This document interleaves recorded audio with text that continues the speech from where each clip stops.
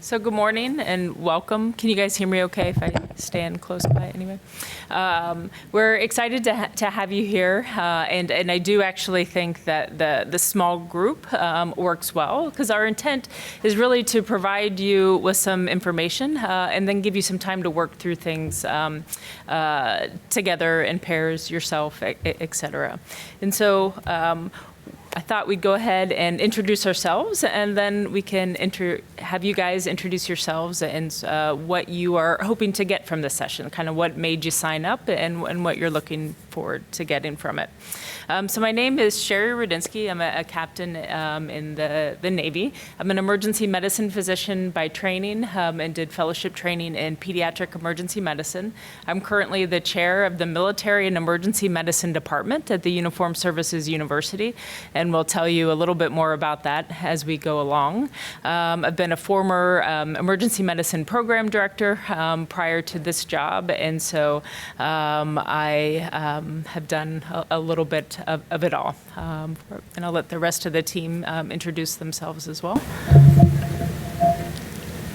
everybody, I'm Rebekah, also in the Department of Military and Emergency Medicine, and my role centers around prevention assessment and program evaluation, so I'll be telling you about that for first. I'm Kerry, I'm actually a plastic surgeon, and I'm in the Department of Surgery, but I have an interest in ethics, and I teach the ethics course for the School of Medicine. And I'm really glad to be here with my emergency medicine friends. I'm Joshua.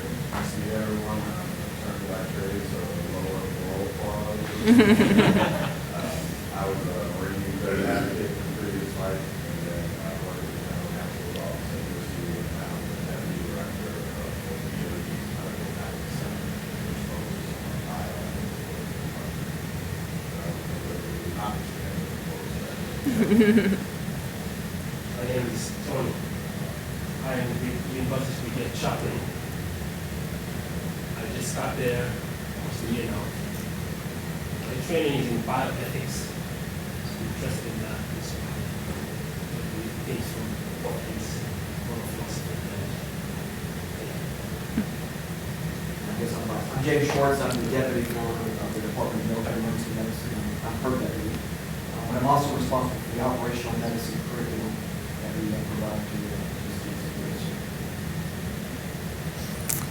And I think I'd like to take this opportunity. We can hear from each of you who you are, a little bit of context, and what you're hoping to get out of this session, and what made you sign up for it. Do you want to start here? I am Kerry. I'm from the New York Presbyterian Health System in New York, Brooklyn Methodist Hospital. I'm the vice chief for quality and patient safety, and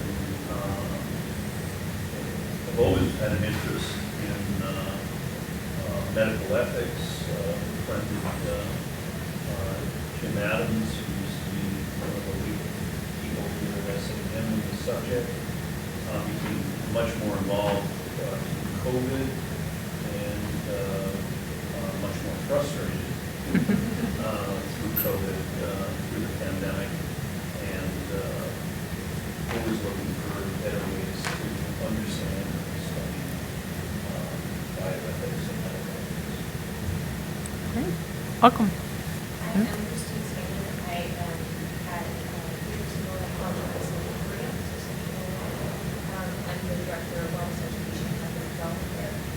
And I've always been interested in ethics, especially through my ethics fellowship as well. And we have some really good department that teaches ethics, but I feel like there's a big overlap between wellness and ethics, and it's nice to have somebody to back up our ethics and those ethics. So the combination of those allows for other ways to filter something. Great. I'm Naj. I'm one of the emergency physicians at Michigan, and also the director of quality and patient safety program. I've been fascinated by things, but never had any formal training also.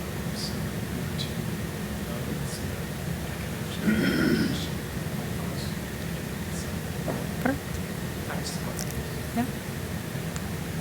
I'm Joel Rowe. I'm coming from New York, Mount Sinai. I'm a graduate of PUI4 NEM.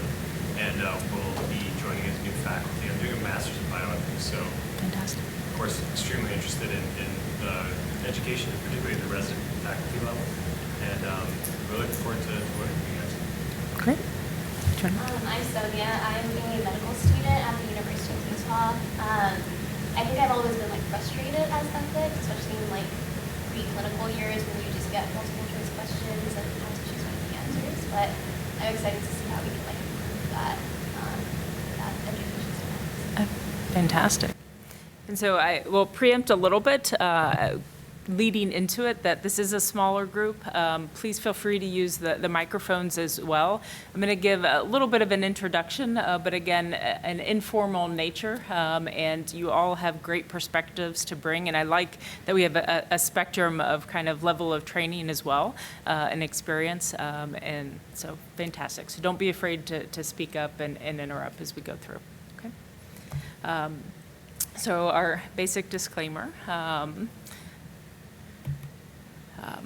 So again, you saw from the agenda, our objectives really is to describe our personal experience within our university of creating an ethics curriculum for our students, but hopefully being able to demonstrate some of the educational modalities and teaching modalities that we use that we found were successful, that you guys are able to create your own that's more tailored to your specific patient population, learner population, level of learner, and communities. And we'll give you time to be able to do so. And the basic agenda for this morning, pretty simply, again, give a little bit of background and then go into descriptions of our course and how we developed it, and some of the teaching methodologies. And then provide you guys some time to work amongst yourselves in developing what your curriculum for your specific learner population and community may look like. And then kind of bringing it all back together for a wrap up, maybe talk about sharing things with a bigger group, if you will. So who has heard of the Uniformed Services University before? I heard we have one HPSP. Yes, perfect. Okay. So the Uniformed Services University, or the School of Medicine within it, is really dedicated to producing the leaders for the military health system moving forward. It's our only federal medical school, and it's the single largest accession source for our uniform military officers. And so that's Army, Air Force, Navy, Public Health Service, and more recently, Coast Guards as well.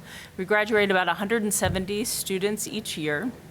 And our students make up about 25% of the active duty force within the uniformed services. Our graduates also go on to serve in about a third of the leadership positions within the military health system.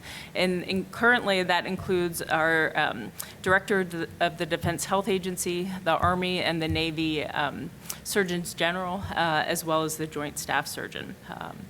Unlike other medical schools, USIS, on top of and alongside their typical or traditional military school curriculum, they have about 700 hours of military-specific education or curriculum that's really focused on military medical care, being a military medical officer, combat casualty care, ethics, leadership, and other military-specific knowledge, skills, and abilities. And really working towards not only making them competent, fantastic future physicians, but making them able to be ready to serve in the operational settings as well. So our students, just like the schools that you came from, the schools that you're associated with, they receive a very traditional medical ethics curriculum, sort of like what you mentioned. But it's really focused on hospital-based clinical learning environments and the ethical challenges that we'll present there. At USIS, we are also very concerned, as you can imagine, with looking through the lens of the operational clinical environments as well, and really wanting to provide our students with the foundational knowledge, terminology, and the resources that they're going to need to succeed, to lead, and also to be resilient in those challenging and uncertain environments that they're likely to find themselves as they move throughout their career. So certainly military medical professionals face unique ethical challenges in conflict zones. It sounds like a very obvious statement. And we are trained as military providers to treat service members as well as the civilians according to certain priorities and rules of engagement. But as you can imagine, just like any guidelines, it can't cover the full spectrum of the ethical difficulties that they might come across. In normal operating circumstances, the military providers have the ability to prioritize patients just like we would at home. We take each individual patient based on their medical needs, and we treat them regardless of who they are, what category they fall into, et cetera. But as you start to talk about extreme circumstances, such as large volumes of patients or resource scarcity, tactical safety or considerations, these discussions, as you can imagine, in competing priorities become much more complex. Similarly, we have a number of folks here from New York, and we have all, in various degrees, lived through the pandemic, created traumatic circumstances in healthcare facilities at home. Crisis standard of care was brought into our lexicon and really made us appreciate or approach medical care during this time period differently. The country experienced difficulties triaging patients due to overfilled ICUs. We asked providers of all specialties to assume a scope of practice that may be outside of their normal day-to-day scope of practice and what they're used to doing. And everyone had to make challenging decisions about the distribution of scarce resources, thinking ventilators, medications, et cetera. This resembles what the military medical providers often find themselves contending with in conflict zones, where difficulty triaging patients and research shortages are not uncommon. These parallel circumstances highlight that both in the military as well as on the civilian side, we need to really be trained to address these crises and the moral distress that results from the decision-making that oftentimes goes against what we would call ideal standard of care, or what we're usually used to providing. I'm sure you guys have seen in recent literature over the last year or two has really echoed this sentiment. There's been multiple publications really echoing this need. In calling for sharing of lessons learned and ways that we can be proactive to prepare for that next episode and prepare to our medical providers and medical teams for the next crisis situation. Just like the military medicine community over the last 20 years of conflict in the Middle East has really transformed or brought lessons learned back to the civilian trauma community, I feel like this is one area of crisis care that the military can also bring back lessons learned to civilian community and help better prepare ourselves as a community. As medical teams, routine clinical practice really allows us to focus in, again, doing our best for the individual patient in front of us. These extreme circumstances, unfortunately, don't always allow us that luxury. And I feel that this highlights the potential limitation that we find in our traditional ethics teaching, oftentimes. While at USIS, we're really focusing on an extreme condition, albeit war and wartime events. I think there's significant crossover with the civilian EM community. And if anybody is opening up their news, you're seeing images, very profound images coming out of the Ukraine and Eastern Europe right now that really shows you that military and civilian lines can often be very, very blurred for it. Emergency medicine as a specialty, we're really at the forefront of public health emergencies, epidemics, pandemics, natural disasters, large-scale industrial accidents, mass shootings, regional conflicts, and again, all-out war. While EM is very well prepared as a specialty to meet the medical needs of these rare events, I think that we have the opportunity to do better in preparing ourselves for the ethical challenges that will arise and to be able to build the moral resilience that meeting these challenges will require. Since it's possible or impossible to prepare for every potential scenario, I think it's important for developing training plans and providing tools to individuals as well as teams to be able to address these moral situations before the crisis occurs. And that's really where our educational innovation is coming from. And I'll pass it off to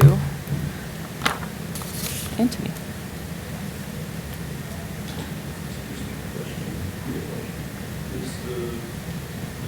Is it a medical school or university for medical, or does it do non-medical as well? Yeah, so it is a university. There's a School of Medicine within.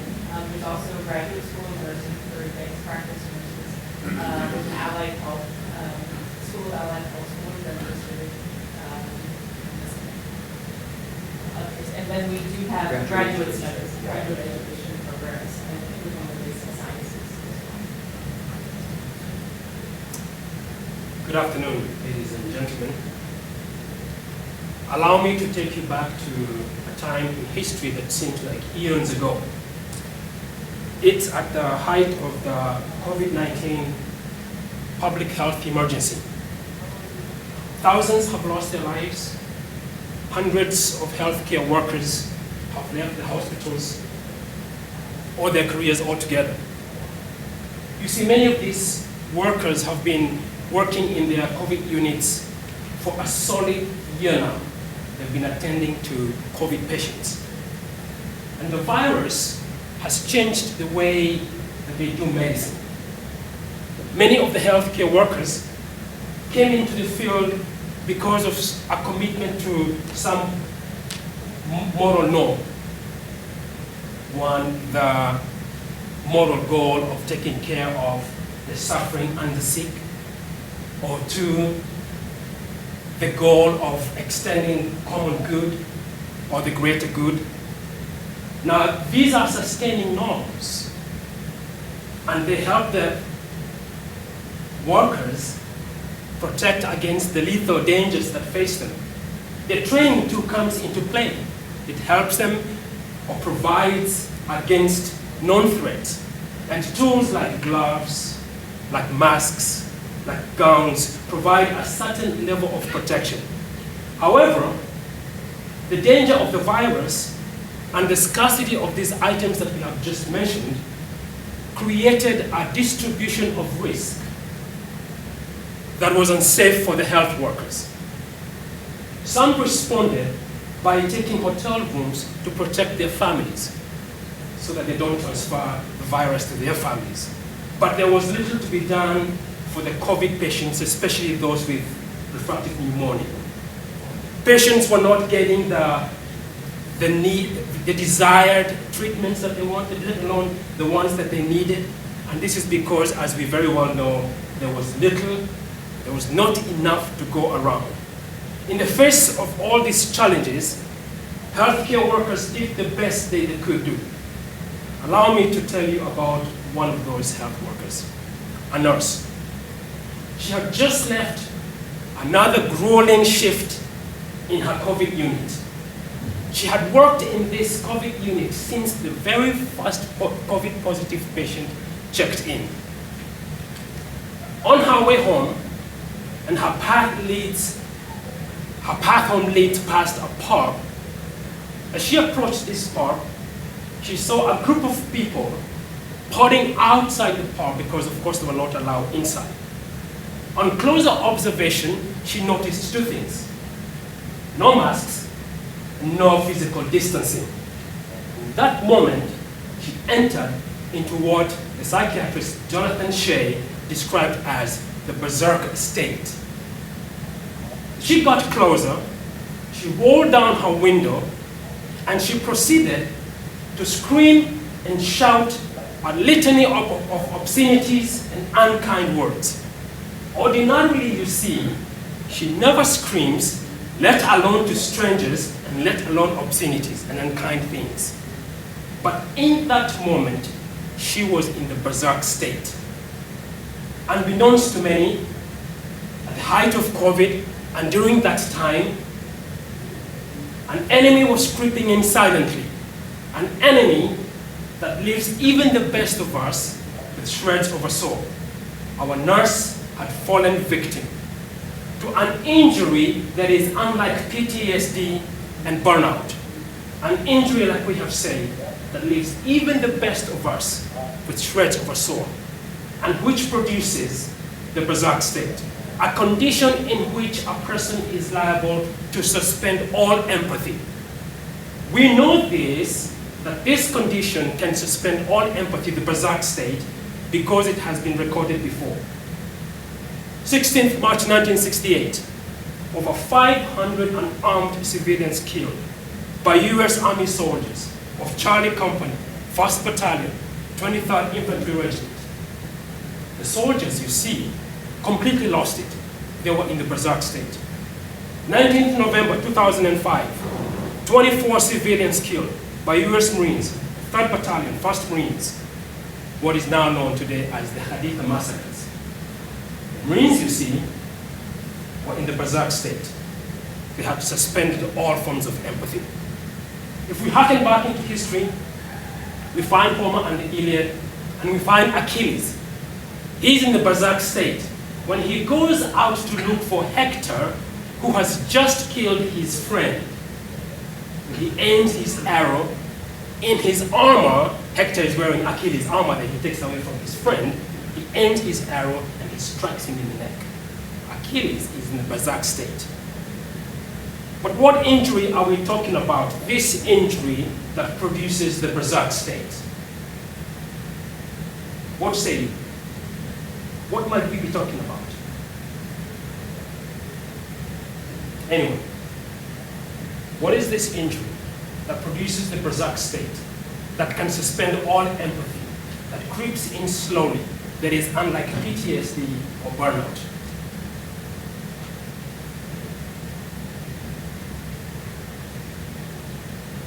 The injury, as you may very well know, is called moral injury.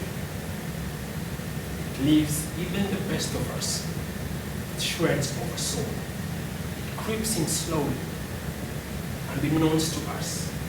It goes beyond PTSD, like Jonathan Shea discovered out in Boston, working with Vietnam vets. Originally, we thought that this injury only applies to you that are in emergency medicine and combat vets. But we know it affects a whole range of class of people in different disciplines. More to come as we continue. Thank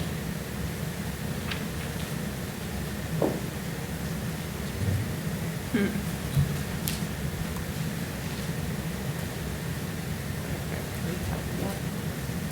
Okay, so to develop our course, we decided to make it very systematic. We didn't want to just sit down and say, what should we do, and throw a lot of ideas on paper, and throw a lot of ideas into a PowerPoint, and things like that. So we took a model, Girton's 6-step approach, and we went step by step, and we used that to put together something for our students that would be very unique for them. So we first got together and we talked about the needs. We did a needs assessment. We talked with our university leadership, administration, we talked to other faculty, we talked to a lot of students and said, what is the gap that we have that needs to be filled and how are we going to fill it? We also brought in a lot of experts from law. We had a chaplain that we talked to as well. And we put on paper as much as possible about what they thought was important to take a look at it from a lot of different perspectives so that we could make sure that we were delivering what was going to fill that gap that we had not. We then sat down and we developed goals and objectives. And Mr. Schwartz here can tell you that there was a very dynamic process. There was a lot of discussion. We wanted to make sure that we were going to measure what we're aiming to measure. And we wanted to make sure that we were going to be able to collect data that was going to show that we met those objectives as we did our assessment throughout the course. And then it was really, really important to us that we had a very hands-on approach for our course. We didn't want to just talk at our students. We wanted to get them involved as much as possible. We didn't want them, falling asleep in the corner, and we would never know if they learned or they didn't learn. So we had all different types of activities going on throughout the course that would tap into all their different learning styles. We recognized that our students were very diverse from a lot of diverse backgrounds, so we really wanted to make sure that we were meeting all their learning needs. We had peer collaboration going on before the course. We had case studies during the course. We had a really cool panel of experts so the students could ask them questions throughout the course. We broke the students up into groups, large groups, small groups. We had a huge large group discussion with 80-some students. We had them at tables with groups of 8 students. So they were switching back and forth.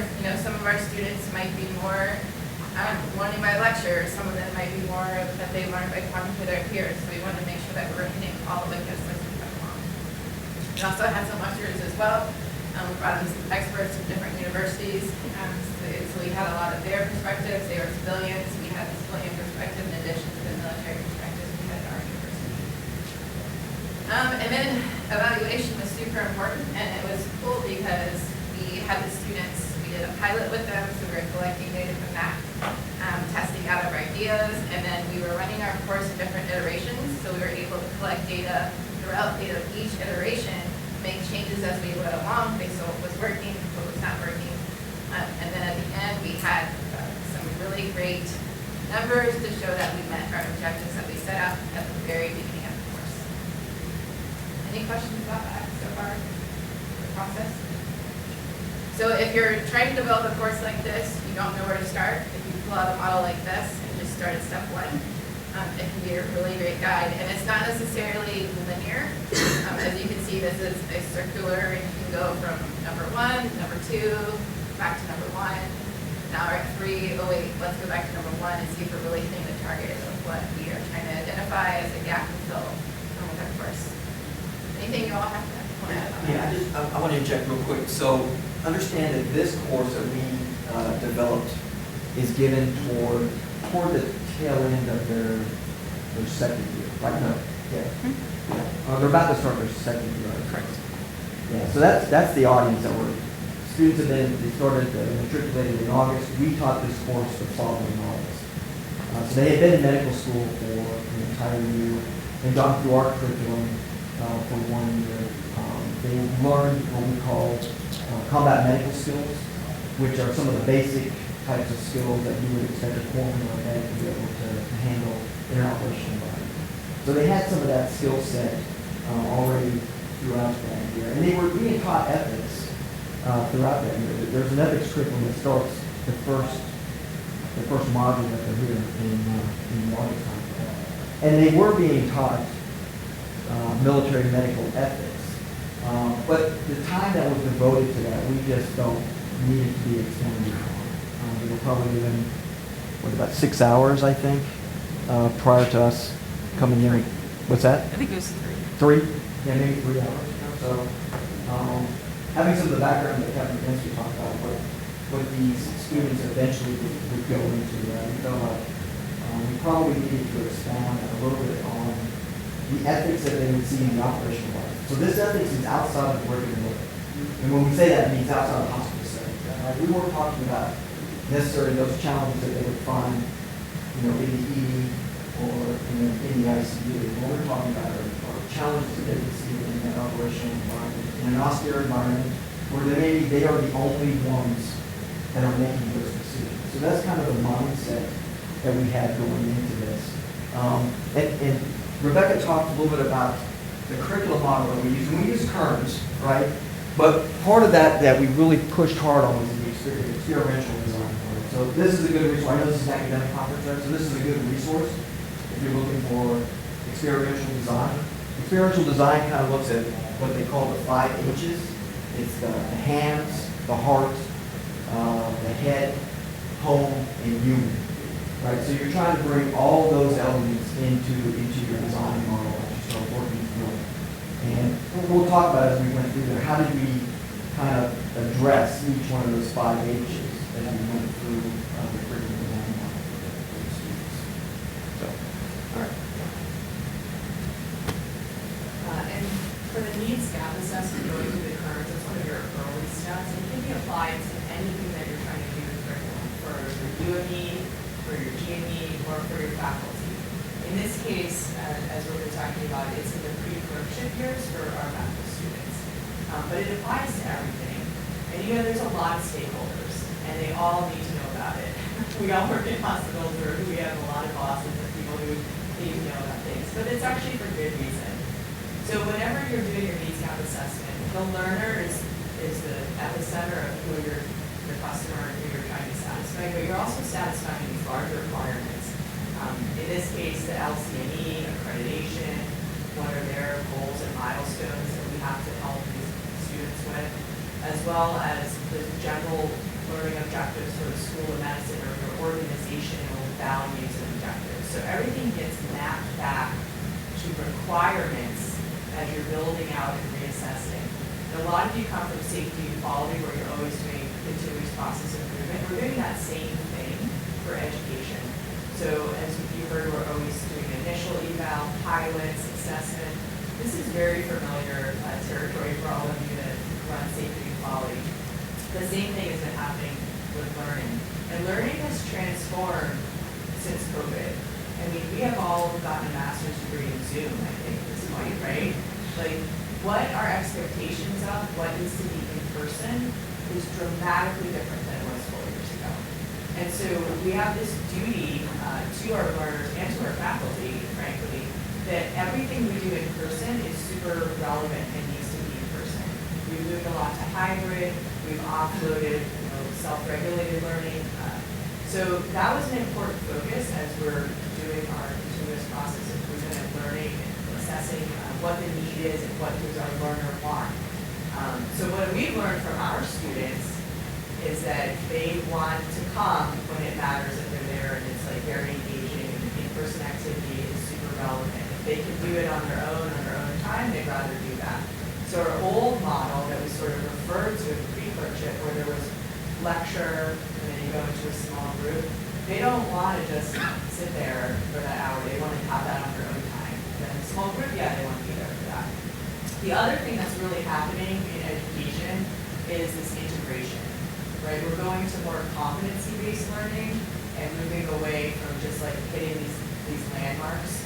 And so with that, we want everything to be tied together. So if you're teaching ethics, you're going to situate it inside of an operational environment and make everything kind of be more integrated. We're doing a lot of interprofessional education too, like when we're inviting our nursing colleagues to do exercises together. So those are things that are occurring in education. So that was some of what we also thought about with our needs gap assessment, the school perspective, the learner perspective, and then the product that we're creating for the Department of Defense. What's their perspective, as Captain Rudinsky talked about. So all of this became tied together in how we assessed what we needed to do and what would be the best learning environment and experience for our students. It also meets their needs because learning and teaching, for Sonia, Joel, like so different than some people that are older, what we went through. But it's better. I mean, we're getting there, and so we're always adapting and modifying and doing our continuous process improvement for the next step. Real quick, does everybody understand the concept of peer to near peer? Does everybody understand what that means? Yeah. Okay. So one of the things that the DoD is looking at is obviously we have 20 years of war, Afghanistan, and all that. What we're training toward now is what we call a peer or near peer conflict, and that would be going against another adversary that has the same types of capabilities or even potentially better than what you have. So you can think of like China or Russia and those kinds of nation states that you would consider your peer or very close to what the capabilities are, right? So that when you start thinking about that and you start looking at what potentially would be the casualties that would come from a conflict such as that, it would be dramatically potentially different than what we would see today or what we saw in the last 20 years. So that also plays into a little bit of, we have to prepare our students to operate in those kinds of environments, which would have been totally different than what we saw in the last 20 years. Thank you, James. And just to add on to that, one of the big differences is air superiority. So we were very proud of our evacuation times. We got injured people home in under 96 hours. And so they were fully capable, huge hospital with everything. But we won't have that in this peer to near peer. And so the allocation of resources for prolonged field care times are going to be far greater. And that is a completely different war and medical support for the war than what we've had for the last 20 years. And so that's, again, a big assessment in how we're training our students.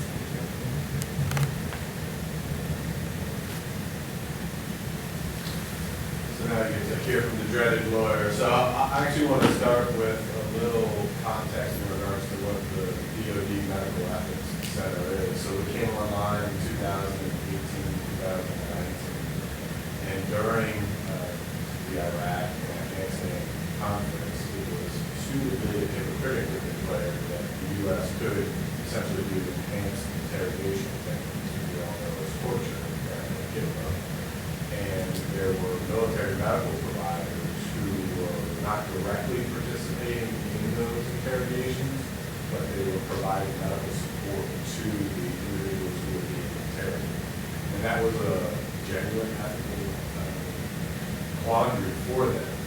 And in the military, so when I was a judge advocate, I had to be licensed in a particular state. But once I'm licensed in a particular state, I can practice globally. It's the same way for our military medical providers. They have to be licensed in a state, and then they have global authority to practice. But the individual who was a nurse at HIPAA was licensed in California. And California finds out that she is participating in these interrogations, and then contacts the DoD directly and says, hey, by the way, if that practice continues, we're going to revoke her California state license, and therefore she will have no ability to practice anywhere. And so what came of that, in addition to thankfully reversing the policy of enhanced interrogation techniques, was the establishment of the DMAC under the guise of, hey, it would have been helpful for those military medical providers to have an independent body that they could go to within the organization to raise these types of issues and seek some responsibility. So that's really the objective of the DMAC. We operate at an institutional apex level.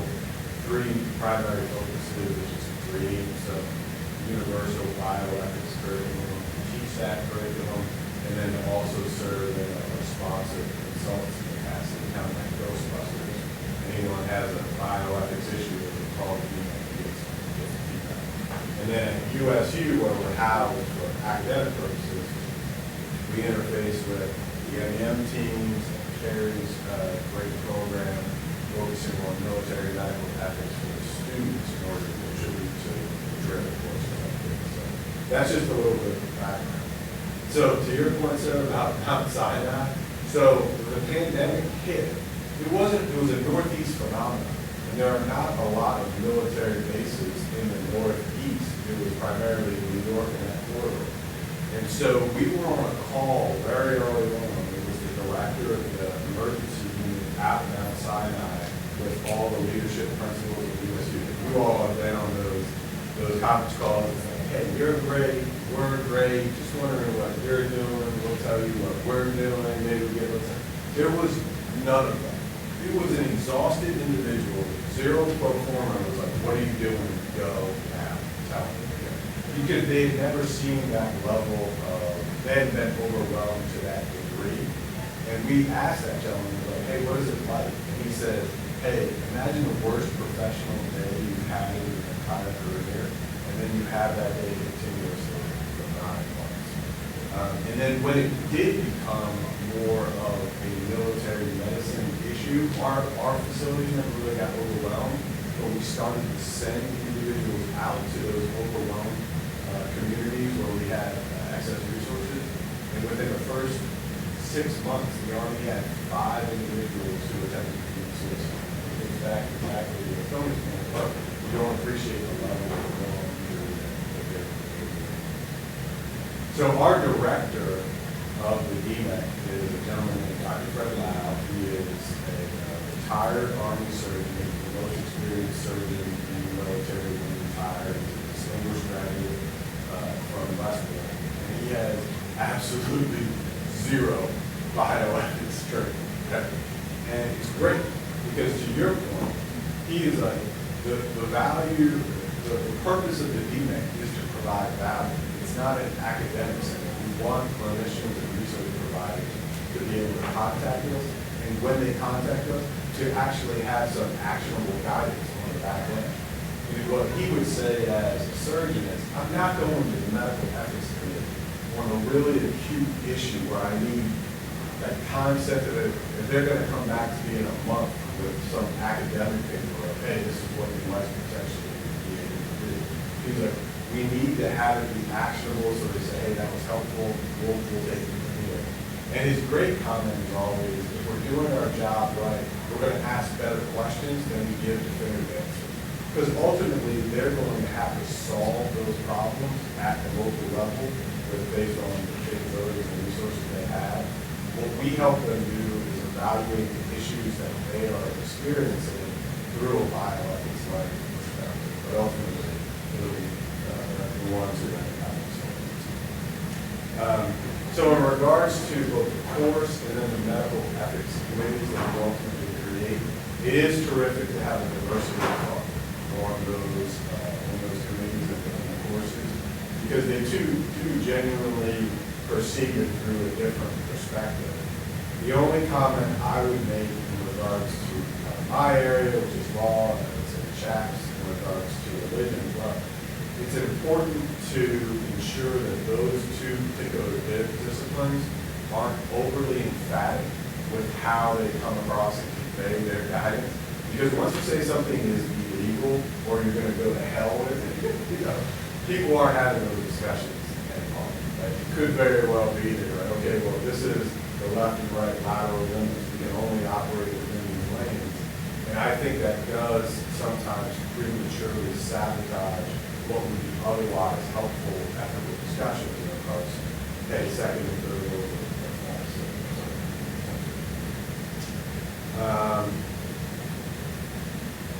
The one other thing that we do have up here, and it's easier to do in the civilian world than it is in the medical, is to have a community representative, someone who essentially would be, they may or may not have bioethics training, they typically do not. But it's more of a layman's perspective. That is incredibly helpful because that often replicates the positions and questions that a patient or a family member will ask. So having those brought into the conversation earlier. And then the final comment I would make is, I think the pandemic reinforced for all of us, typically we have class here at USU, which is bench to bedside. You kind of think of this research to clinical as a very long continuum and a long spectrum. I think the pandemic demonstrated incredible just how compressed that can be.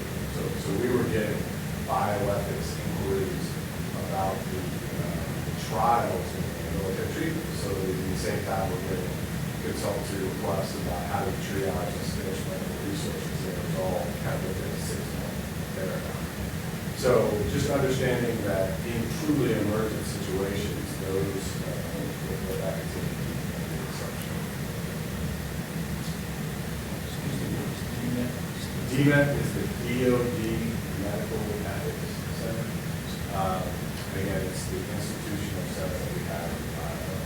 In the military, everyone speaks an acronym, and no one knows what they mean, so it's all that was all I had. Yeah, so the one other thing I'd want to throw on this slide is this is not only just for the collaboration to develop the course, but we had all these representatives at the course. And that brought a depth of the discussion for the students. So we had obviously EM physicians, we had an anesthesiologist there, surgery, I see a pediatrician. We had all kinds of different fields of medicine that were represented at the course. We taught about 80 students at a time. That's how big the class was at the time. Obviously, we had Josh and another lawyer, 2 lawyers that were in the room, the chaplain. Our school had we had the luxury of having a medical historian, and so we had the medical historian that had been at the school for like 30 years. And he attended the course and brought some perspective to the course as well.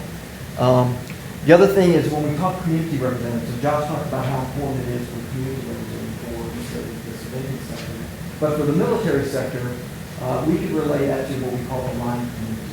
So we're teaching this in a medical environment. But maybe what we want to do is what we call a trigger point, right? We bring in an infantryman, an armor officer, in the Navy they would call it a surface warfare officer. Okay, so those are the commander types that are doing the operational warfighting, right? So having that perspective in the room at the same time when we're discussing this is extremely important. And lastly, I'll point out is we ran a pilot. So you can see down here we had senior medical students. So we had about 13 third and fourth year students that had been through the curriculum, had not taken this curriculum, but had gone through the curriculum, and we piloted with them. They volunteered, they were interested in it, so we were able to run the course with these 13 students, get their feedback, use their feedback to develop it before we went on. So I would say that if you have the opportunity before you roll the curriculum out to a large group, like 80 students, try to pilot it with a few students to see how it goes. And for this kind of topic, you'll find that many students are really interested in it. And so they took time out of their clerkship schedule to do the readings, to get on Zoom with us, because they were all over the country, and go through the course with us and provide us some valuable feedback before we do it. So, yes, sir. Yeah, and the other thing I would mention too, this is a plug for the BMAC, but under the guise of trying to train towards the next generation of learners, the Wayne Leslie, the great NHL, he had a fantastic comment one time that said, hey, why were you such an amazing hockey player? And he was like, well, it's pretty simplistic. He was like, I just tried to always skate to where the puck was going to be, not where it was currently. And so what we created is for our formerly the BMAC mobile bioethics mobile application, all the young learners, they live with these things, right?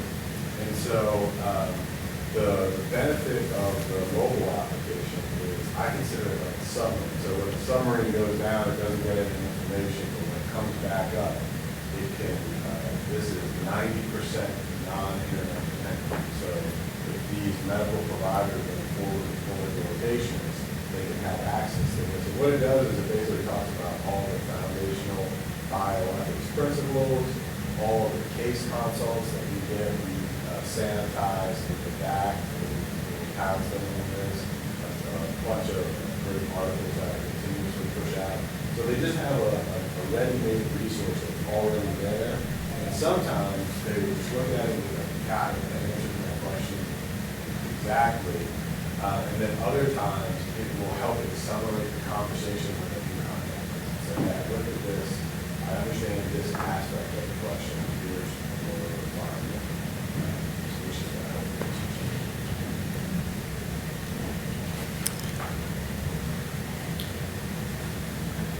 From this point on, we're going to talk or describe the course itself that we developed.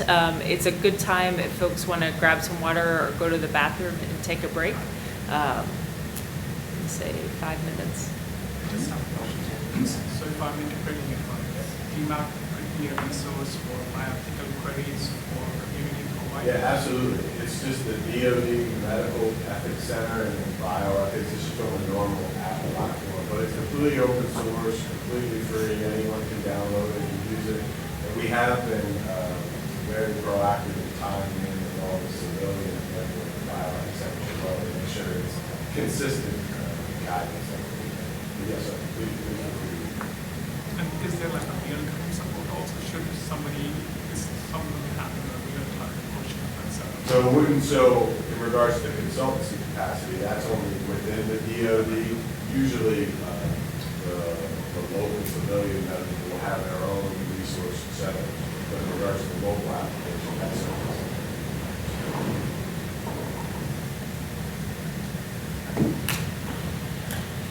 Say 5-10 minutes.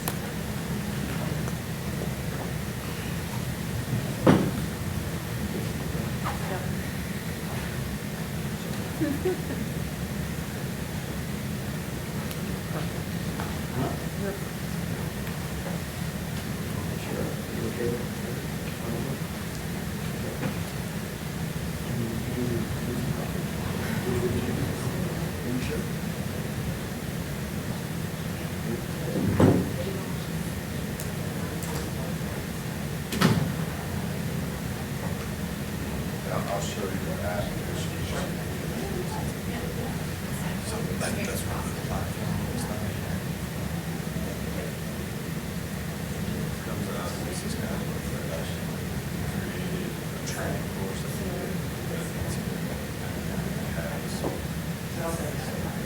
There's actually a discussion board in the chat. Yes.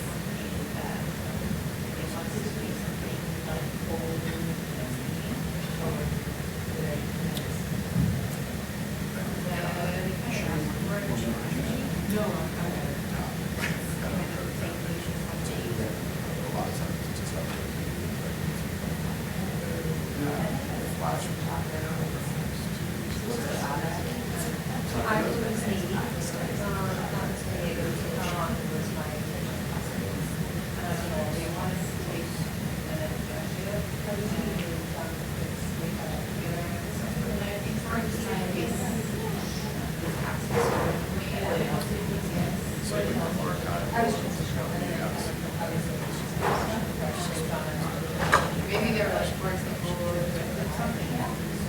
I wasn't fully well until you say that. Too much after we got there. This came from another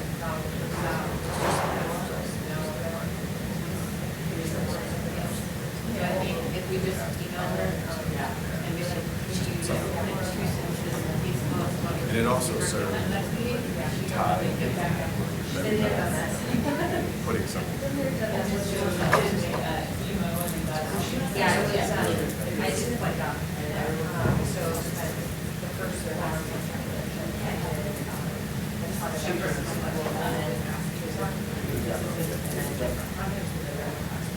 So I was like, why don't we just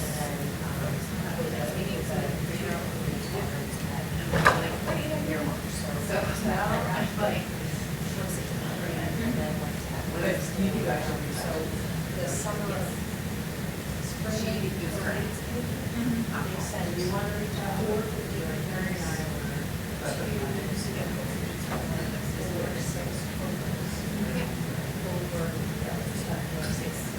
I like her name, she's usually like quarter of the budget, it's not very strict, and then they go on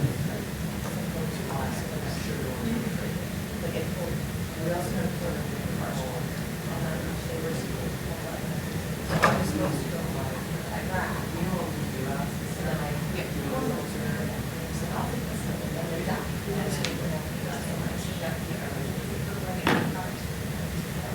so the least that we do is we can just get the hearing in my meeting. Which I actually prefer because my beautiful highlight is. Yeah, yes. I don't know, you're very young. Yes. Do you remember? I was like, well, she's a weird woman. So we were like, but like, I thought it was all faking it. So we were, they stood up special contact. Special contact. When I was there, so like, at first it was just this week. This isn't it. So we had 10 officers. So that was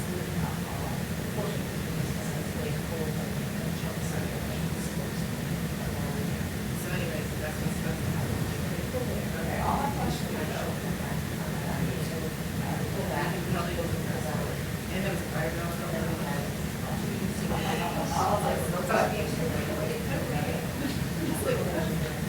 On retable, and then just like then, the streets are like that. He's probably just not gonna have to do that. I go like a trucking company. I love it, so I love it. This is the best. I'm gonna watch it when it's like a collaborative piece. Just in the midst of this.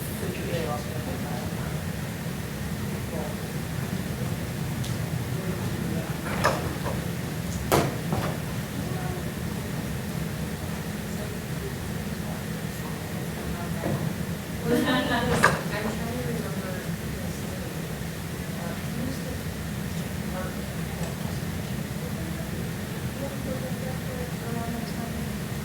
possibly problem, yes, so. He's also back on, yes, he's, because I saw him at the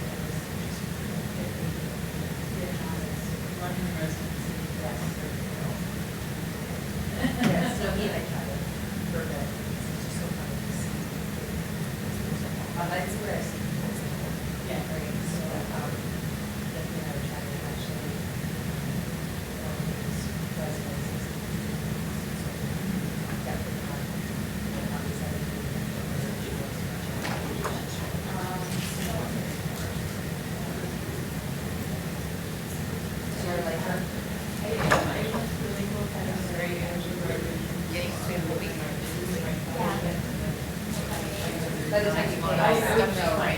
Activity, party. We have like assignments that will review So then we can use common use like work. Good, that helps. Yeah, that's a lot.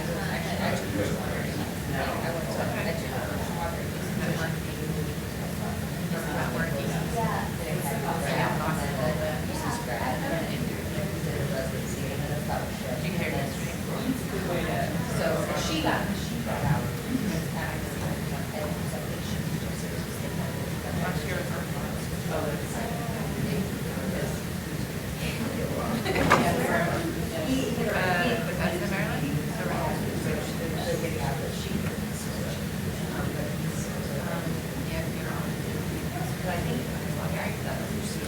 Thank you.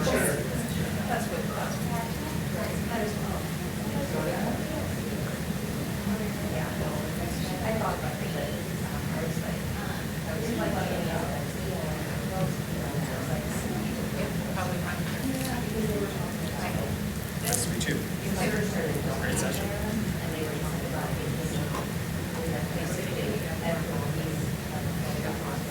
Oh, this is awesome. This is nice.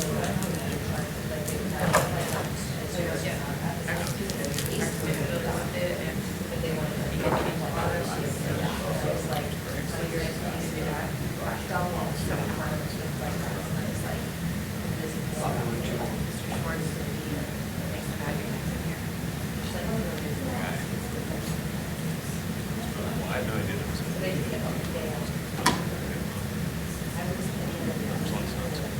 it's crazy.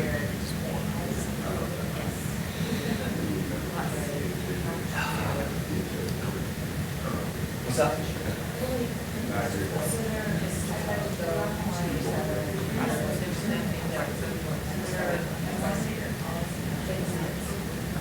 Ethics period, right? Because then right as I finished It's cool you guys have check this out. Next up. Yeah. Looks really clean. Yeah, we invested a lot in that. Yeah. Really smart. The issue with that.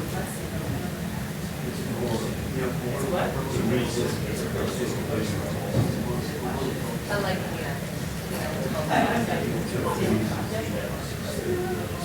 Oh, did you protect it about? Yeah, there you go.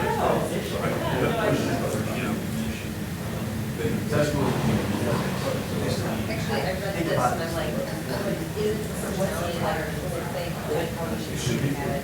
Pluralistic. Yeah. So much. We'll talk about how it's on.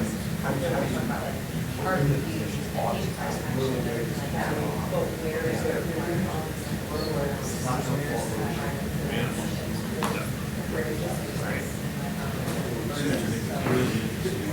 So why is it not?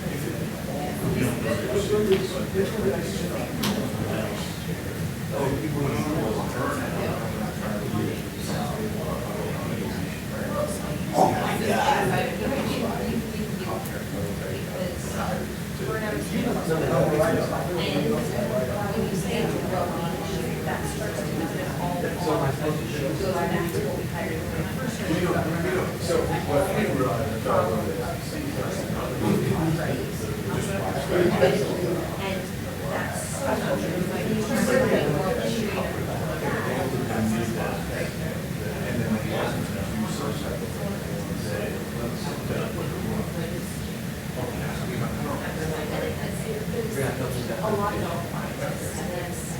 Oh, really? So they had no idea we were doing this.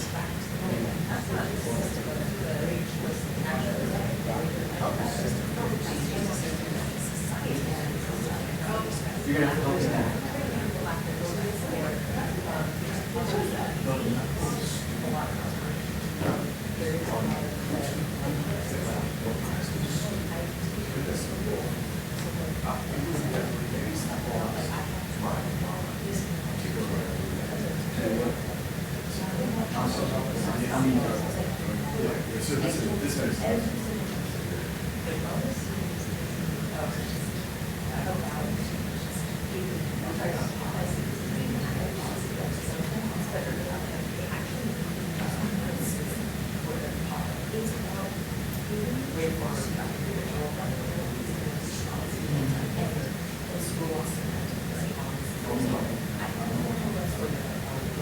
Yes. And they're like, oh, we don't want that, we don't want anyone to have this, we don't want to sign for that. Yes. That's okay. And so that was really one of the first opportunities. Yeah, you know, that part of it. It'll be fine. So it's very hard to so much work to help each person. Each person in their space, some people that they do is common in a different model. They don't create that is actually rushing it. Well, that's really they have any support network. So it is a little bit like, so there's a lot that, you know, the other thing that says, I'll have to do this everyone. I'm not jumping. I tell you one thing, and you know, I'm the facility. Now I have a great job. It's not keeping these people. Yeah, no, it's, well, it's like a huge, analyzing, just finish it 3 years and whatever, so. I will.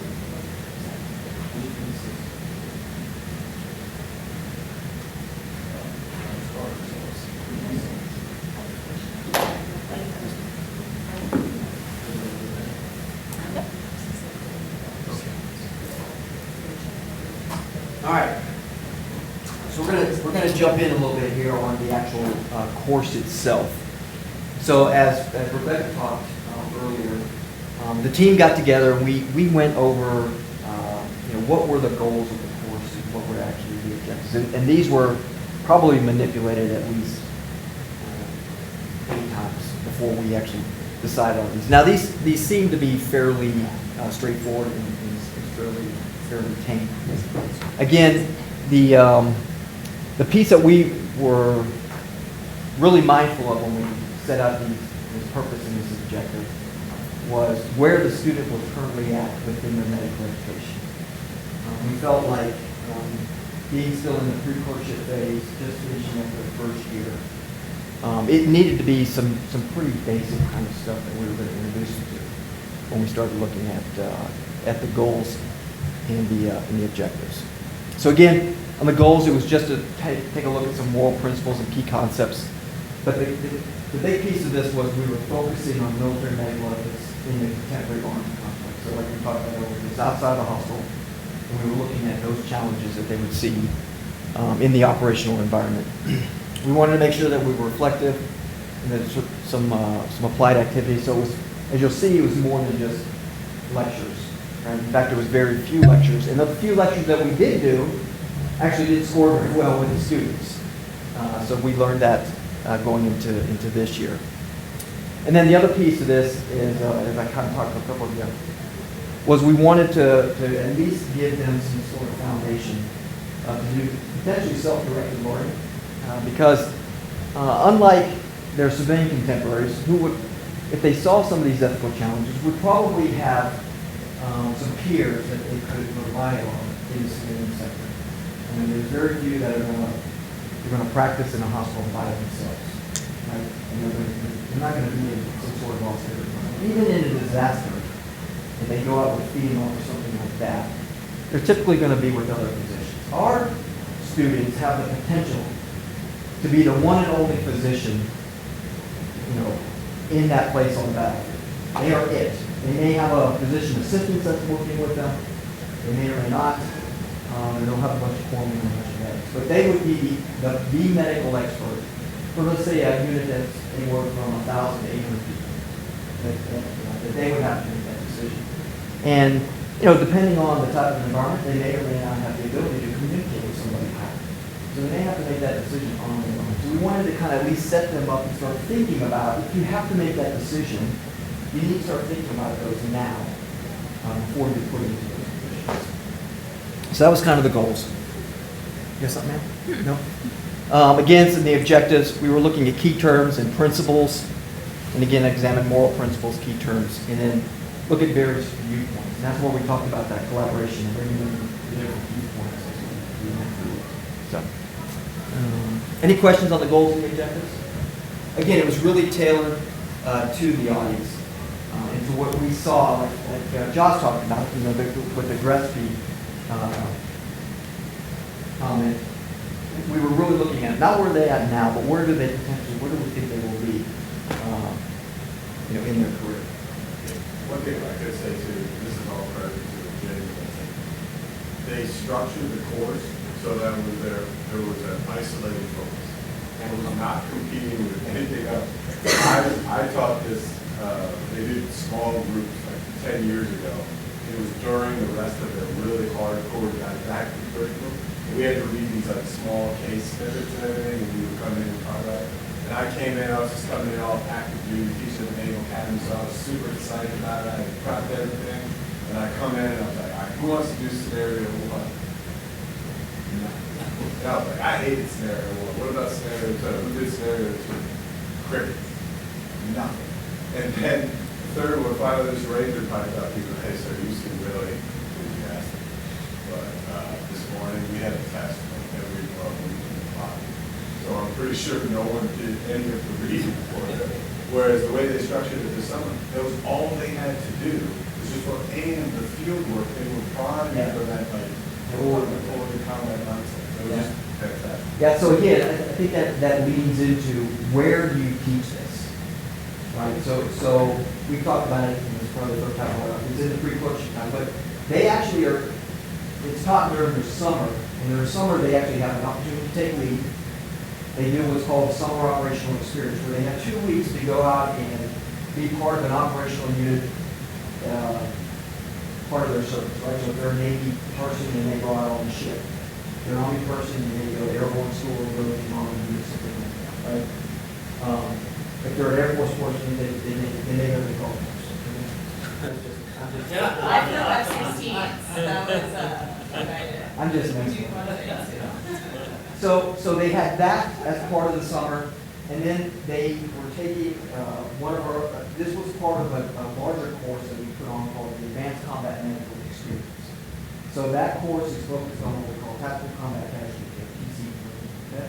So they already were in this mindset of providing trauma care, tactical combat casualty care, working with minimal resources as they go through that course. And then at the end of that course, we jump into this 2-day again. So it really is important where you position this within your curriculum. Because like Josh said, prior to that, many students just didn't have the time. I mean, they got to triage what's important, right? Is it multi-systems test that I'm going to take next week, or is it doing, 10 pages on ethics? Okay? So that was another key piece of this. So how we broke the course up was there was pre-work, which we'll talk about what that looked like.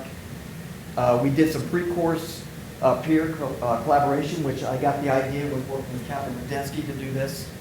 Relatable guest speakers, large group discussions, small group activities, and then cases and rubrics. So we'll talk a little bit about this real quick. All right, so the pre-work. How this kind of generated was, we had that medical historian who'd been at the university for 30 years, right? And during COVID, when all of us are locked up in our houses doing all our work virtually, I had a meeting with him, and he said, our students need to read this certain book. Every student needs to read this book twice in medical school, and every faculty member needs to read this book once. I'm like, what is this book he's talking about? What is this thing? So he shows me the book, and I'm like, we never read this book. So I bought the book, and I started reading the book. And I was like, oh, do we teach this to our students? He's like, yeah, we do, but not into the depth of what this author talks about. I'm like, well, maybe we ought to try to figure out how to put a course on. So that's how it kind of started rolling. And then lo and behold, to find out that the author of the book actually had a new edition come out. Right? So the book that we used as a framework was this reference right here. Military Medical Ethics and Technical IEM course, right? Michael Gross. So this was published in 2021, and it looked at basically the U.S. and the UK experience in Iraq and Afghanistan from a medical ethics perspective. So it's all medical ethics looking at the last 20 years, right? So what we wanted to do is find a framework that we could kind of link to as far as a resource, right? And we pivoted off this resource. We didn't use this specifically as the only resource for the curriculum, but we found it very helpful to have kind of one resource that we were going to kind of use to help develop the framework for the course. Obviously, there's some stuff in here that could be relatable to a civilian sector. When you talk resource and triage, yes, okay? But it is done in the context of an operational environment. Go ahead. I don't know if you, any chaps or anybody else wants to make a comment. So asking our bioethicists and our friends, what would be an equivalent resource for applicable to the civilian community? And this overwhelmingly was a favorite. I don't know if anyone has any comments, but I think likewise this could be a very accessible foundation for discussions and for a course not framed within the military context. Would you agree, Joel? I feel like this is our Bible. I know you're in a master's program right now. Each technical this is sort of the go-to. If you're going to have one book, that's probably the one where you're It's certainly one you have to know. Yeah. Yeah. Controversially so, but certainly one you have to know. Yeah, and our students do read this. Yeah, that's like the one we order for our course. Yeah. The one that So I knew nothing about that book before this. Oh. And I was like, what is this book? Okay, I have to read it.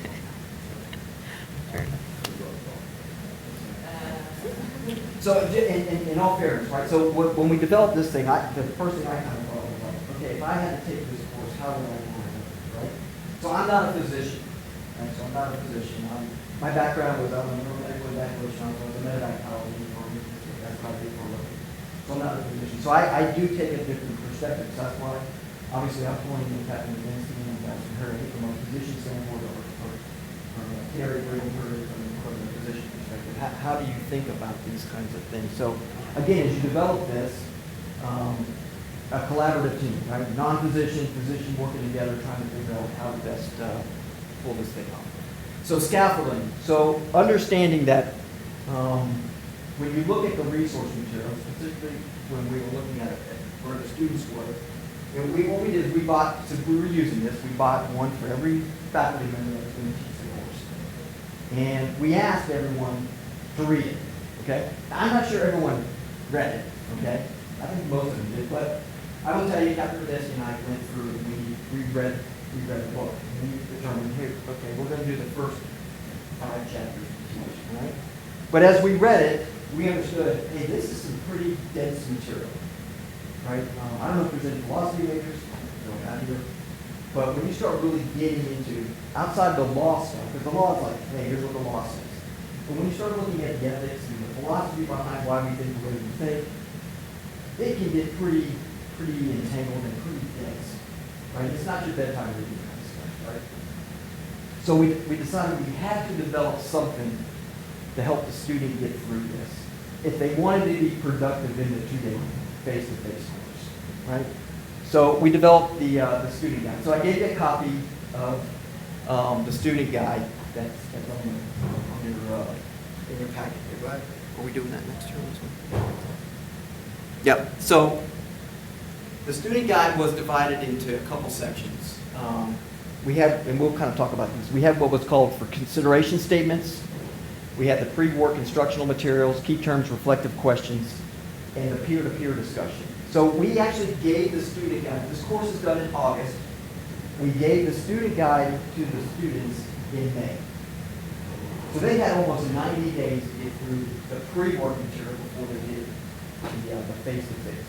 We gave them plenty of time. We didn't drop, because it was about 110 pages of reading material that we wanted them to get through. And like I said, it's not easy reading. Okay? So we gave that to them far enough out in advance with that guide that would scaffold everything for.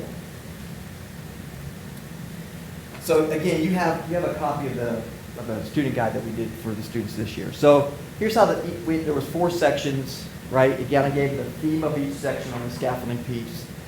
And for consideration, I found that this was pretty helpful to get the juices flowing for the student as they go through it. So for consideration is basically 2 statements that the student is to read before they go through any of the material in that section, and either say, yep, I agree with that statement, or I disagree with the statement, and here's why. Right? So they kind of think through that, just from what they know about going through the material. And then after they're done with the material, they come back to that statement and attest whether they still agree with it or disagree, have their perspective changed based on what they did in the meetings. Right? So that kind of got the juices flowing for the students before they got, and they also gave a sense of kind of what they were looking forward to in that section. We gave them links, so this was the other piece of this, right? This book is probably like $50 a copy, right? So we talked our university library to buy the book digitally, right? So again, having the resources available to the students, right? So they don't have to spend a lot out of their pocket. They can go online to the LRC. They can download the chapters they needed to do the activities. So it was really no cost out of their pocket. If they wanted to buy the book, we kind of told them where they could buy the book if they wanted. Okay. Anything? And then what I did was when we went through it, we looked at what are the key terms in the chapter that we want them to focus on, that we think would be beneficial for them to know, particularly when they come to the face-to-face discussion. Right? Because if they come to the face-to-face discussion, like a student of Josh's and say, I didn't do any of this stuff, it's going to be a waste of time for 2 days. It really is. So we gave them, hey, at least understand these key terms and principles. Gave them space to, kind of write notes, definitions, those kinds of things. Okay? So again, part of the scaffolding piece.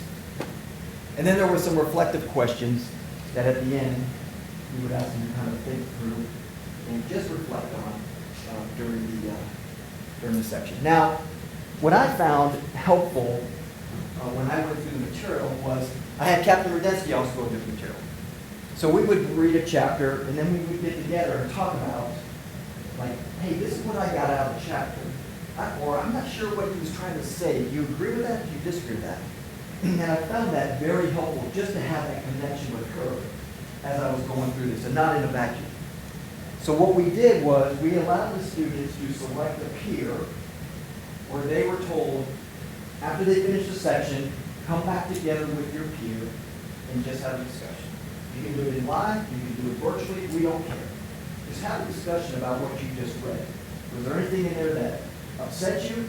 If there is some stuff in there that could upset you, right? You don't agree with, that challenge, whatever. We didn't dictate what that needed to look like. Just come together and talk about the material, right? So, and we allowed them to choose in some sense, right? We kind of limited it and said, hey, here's this group, choose somebody in this group to do your peer-to-peer conversations. So I think that was I know that was helpful for myself. I'm not sure if that was helpful for Captain Rudinsky, but as I went through the material, it was helpful. So we went ahead and put that into the student guide. So they did all this prior to even coming to the 2-day activity. All right, who's got this one? Any questions? And real quick, any questions on the pre-work stuff and what we did? Again, and real quick, recall we had the pilot group do this as well. So the pilot group did all of this for us, and we got a lot of feedback from them on how to kind of tweak it. One of the big things that we wanted the pilot group to answer for us was, is it too much material? And the pilot group came back and said, yep, it's a lot, but it's doable, right? Especially if you give them a good amount of time, it can be done. So that was one of the key pieces we wanted the pilot. The other thing that we wanted to make sure the pilot group answered for us was, hey, think back to when you were a pre-clerkship student. Was this too much? Was it way in your head? Was it? And the pilot group came back and said, no, we could have handled this as a pre-clerkship student. It's not the right amount, right? So that was one of the important things that pilot group helped us because that was one of our concerns. Is it too much, or is it just going to go over their heads? So this is just really highlighting how we were very intentional in trying to increase, making this an engaging and really interactive course. And so, providing them ahead of time with the key terms, the knowledge, the terminology they needed to approach the information, taking and really trying to establish sort of a clinical case, a case vignette, a story, whether that's an experience by one of the faculty, whether it's the small group, again, vignette that we wanted, that started it off, highlighted the concepts we're trying to get across, and then really letting them dig into the concepts themselves based on that story, based on that vignette, based on that discussion. And then allowing them to work through some of the thought processes, some of what I agree with, I don't agree with, what are the dilemmas, what have we done, really having them work in small groups or really team-based exercises. And James will go through some of the ways that we devise that. And within those small groups, having our core group of faculty, again, those interdisciplinary faculty, sort of mill about and help facilitate. If a group is off to a great discussion, sort of make sure that they're on the right track, but let them continue, let them move with the momentum, learn from each other. If maybe they need a little prompting, we see them struggling with a concept, then be there to help sort of bracket it and facilitate. But really using those small groups and team-based interactions to allow them to explore the concepts a little more in depth. And we found that this was successful. Okay, so we went through the pre-work that we gave them. And so we're going to talk about the 2-day session. So it was a 2-day in-person session, so not virtual. We brought them all in, about 80 students. And, one of the important things that I always think about is you got to hook them up. I got to get them on the hook. I want to keep them on the hook. How do I do that? And so what we really wanted to bring in is someone that could be impactful to really hone in on that. Why are we talking about this? Particularly now in your education. You're pretty young in the education. You just started medical school. Why don't we just wait until you get into residency, or why do we even talk about this now? So we were blessed by bringing in an EM physician who was involved, who was on the ground at Kandahar, right, in Afghanistan, when we pulled out of Afghanistan. So if you recall what that looked like with the amount of folks we were trying to get on the air base, and she was providing medical support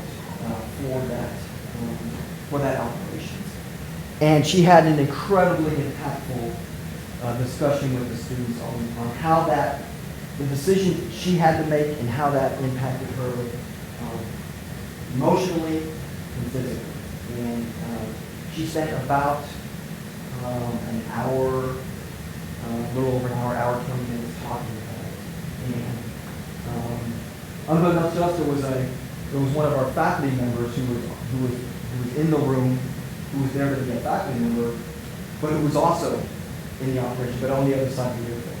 And she was able to bring in her perspective and how it impacted her. And I think it was actually cathartic for them to talk about it, in that form. The students saw that, and that hooked them. I mean, day one, the first discussion, they now understood. Okay, I need to pay attention. I need to hone in on why this is important and why I need to continue in my education to understand this. So that was really, really key to the success of the in-person business, is having something or someone open and forward that can really bring why we do about this. And the other thing I'm going to mention, one, Kat Landa, who came to speak, was in the center. She's one of my former residents, so I'm super excited about that. But she is 5 years out of training when she was here. She was the senior most emergency medicine physician. She was right at the gate. When they talk about Abbey Gate, she was right there. And she was leading this team. They're all junior to her. she is away from her primary unit. They are far forward. And leading up to the explosion itself, they were making decisions. They weren't there to take care of the large number of folks that ended up descending upon the gate and trying to get out of the country, but they had to make decisions nonetheless as patients are coming towards them. Do I take care of this kid? Do I not? Do I take care of this pregnant lady? Do I not? No one had set up a lot of those rules that we hope to be given to us, our kind of scaffolding with which to practice. They were making real-time decisions on what I should do and shouldn't do with a very, very limited amount of resources that they had, that I'm going to be honest, were there primarily to take care of the active duty members. But they found themselves in this position where they, as emergency medicine physicians, couldn't morally not do something. So finding that line of doing something, but I can't do everything, was, took a significant toll. And then certainly the mass casualty situation was just icing on the cake. Phenomenal speaker, phenomenal emergency medicine physician, not that far out of training from the students in the grand scheme of thing in their careers, and could really bring it home and sell why this is important, why you need to think about this ahead of time, and frankly was just incredibly vulnerable in being able to also talk about the moral injury that came from this, from being put into that position. And so I can't stress finding that hook that you can. I realize not everyone will have a speaker that maybe speaks so specifically to what you're trying to get at into the hook. But there are other things out there. There are podcasts, there are other stories to tell. I know the folks, who are in New York probably have colleagues who can do, deliver the very same emotional message. Has anybody familiar with Radio Lab or heard this podcast before? So a number of different, opportunities that can do the same, similar, to set up the scene.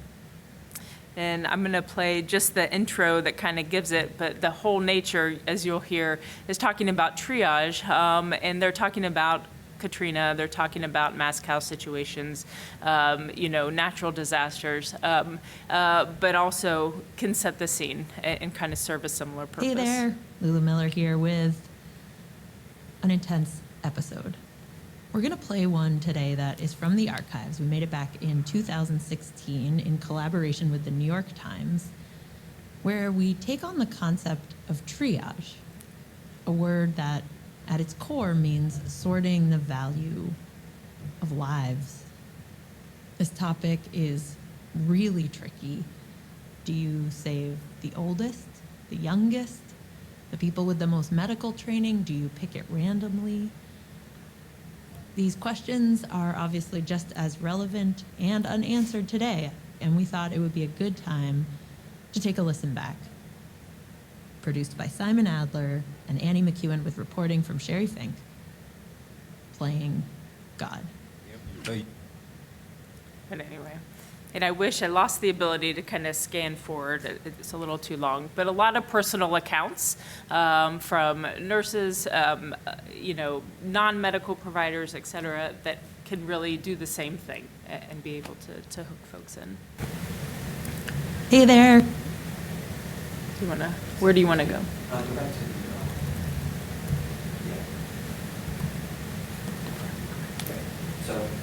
Okay, so we talked to why it matters, and then what we did was we brought in a couple professors, a couple faculty members to just give them a little bit more background on the medical ethics piece.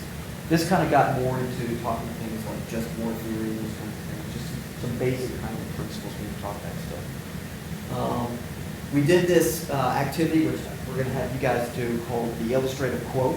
So I'll kind of leave that for now, but we're going to allow you to kind of do that as an example, and then we came back and had a discussion on it. In the afternoon, we did case studies. So we gave you a copy of case studies that we used. Those were faculty developed case studies, so our faculty got together prior to the curriculum and specifically worked through the cases and tried to work those more objective that we wanted to make sure that we focused in on the students. So the faculty developed these case studies. And the way we did it was we knew we didn't have enough time for everybody to do all 4 cases. So we broke the class into either a team A or a team B, and then you had a sister team, right? A and B's were together. So all team A's would do case studies 1 and 2, team B's would do case studies 3 and 4. And what would happen is after you did case study 1 or case study 3, you would come back together and you would brief your sister team on your case. So if I was team A, I would get briefed on case 3, and then we would brief on team 1, and then we did that with 2 and 4. So that way we gave everybody exposure to the cases without actually having to work through the cases. I don't know if we have a copy in there. The great piece to the case study is when we brought them together and had the discussion, it was more than just listening to a team kind of talk about the case. But we allowed the other team, we gave them a rubric, and I had that as well in the packet, where they could quote unquote assess or provide feedback, for a better term, to the team. So again, we started working with that peer-to-peer collaboration, and they were asked to kind of assess how well the team went through the case based on a framework. So again, thinking through the scaffolding method, they had the cases, and what we did is we developed the framework. So there should be, I don't know if I have a picture of the framework. Do we? Do we have a picture of the framework?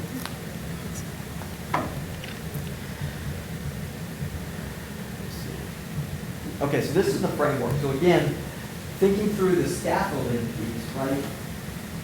When they did the pre-work, we talked about using the gross as a reference guide, right? So this framework was developed off of 3 keys, right? So all these kinds of elements, Gross talks about in his book when he starts thinking about how you should approach military medical ethics in everyone's country. So they had this as a worksheet. So when they did the case, they would fill out the worksheet based on the framework, based on the pre-work that they did. Okay? And then they would come and present that to a team and use the rubric, use this rubric to provide feedback to each other. So it was more than just sitting there and listening to it. It was you're sitting there, you're listening, and you're also assessing the feedback. So we were hoping for a little bit more engagement than just a lecture. And then what we had was a faculty member who would kind of oversee this. So a faculty member would be there with the 2 teams and they talk to each other and provide input and guidance and this kind of thing. Right? So it's important, again, on your faculty development. So all the faculty had to make sure they were up on the cases and they understood exactly what learning objectives we were trying to pull from those cases. Okay. Any questions on how we ran that piece with the case studies? Yeah. Okay. So then that ended day 1, and our sense was we threw a lot at them that day 1 between the pre-work and then working through the cases and the case studies. We threw a lot at them. So what we wanted them to do was kind of take that home that night, kind of digest all that. And we opened up the next day with this session called "What's Nagging at You?" And really, that was just a free-form, free-text kind of discussion. It's like, okay, based on what you listened to yesterday and what you went through, is there anything that's kind of nagging at what you heard yesterday or what you did? And this was really a pretty lively discussion. Students had an opportunity to go home, think about what they did. And we didn't actually, I don't think we actually told them we were coming back and doing this the next morning. We just kind of let it marinate with them a little bit. And this really provided an opportunity for students to just ask general questions about what they did the day before, what they didn't understand, or quote-unquote nagging. So this was a good discussion. Again, the importance of having all the different stakeholders. So the lawyers were in the room, the historian was in the room, obviously the medical ethicists were in the room, the physicians were in the room. So having all those folks, because you don't know where that question's coming from. That question could be out there in left field. And if you want to try to answer that, you need to have as many different stakeholders in the room to assist with that. So that's how we opened it up. Then we did what's called building a medical rules of engagement. So this was an activity where they were just told, here are the different types of individuals that you could potentially see in an operational environment. What type of care would you provide them in that environment? Okay, so they just went through and developed rules on care. And then we provided some feedback on that. And then the lawyers gave a brief introduction and talk on Geneva Conventions and medical rules of engagement. This is when we talk about combatants, non-combatants, and those kinds of discussions. And then the chaps gave a discussion on moral injury. And we're going to talk later about that, right? Yep. So that was kind of how the day ran.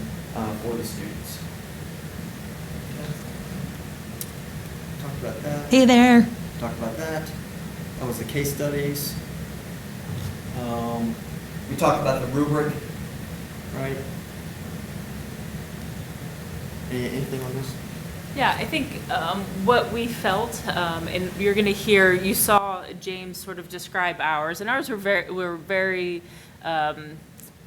developed specifically to discuss the military relevant cases that we were doing.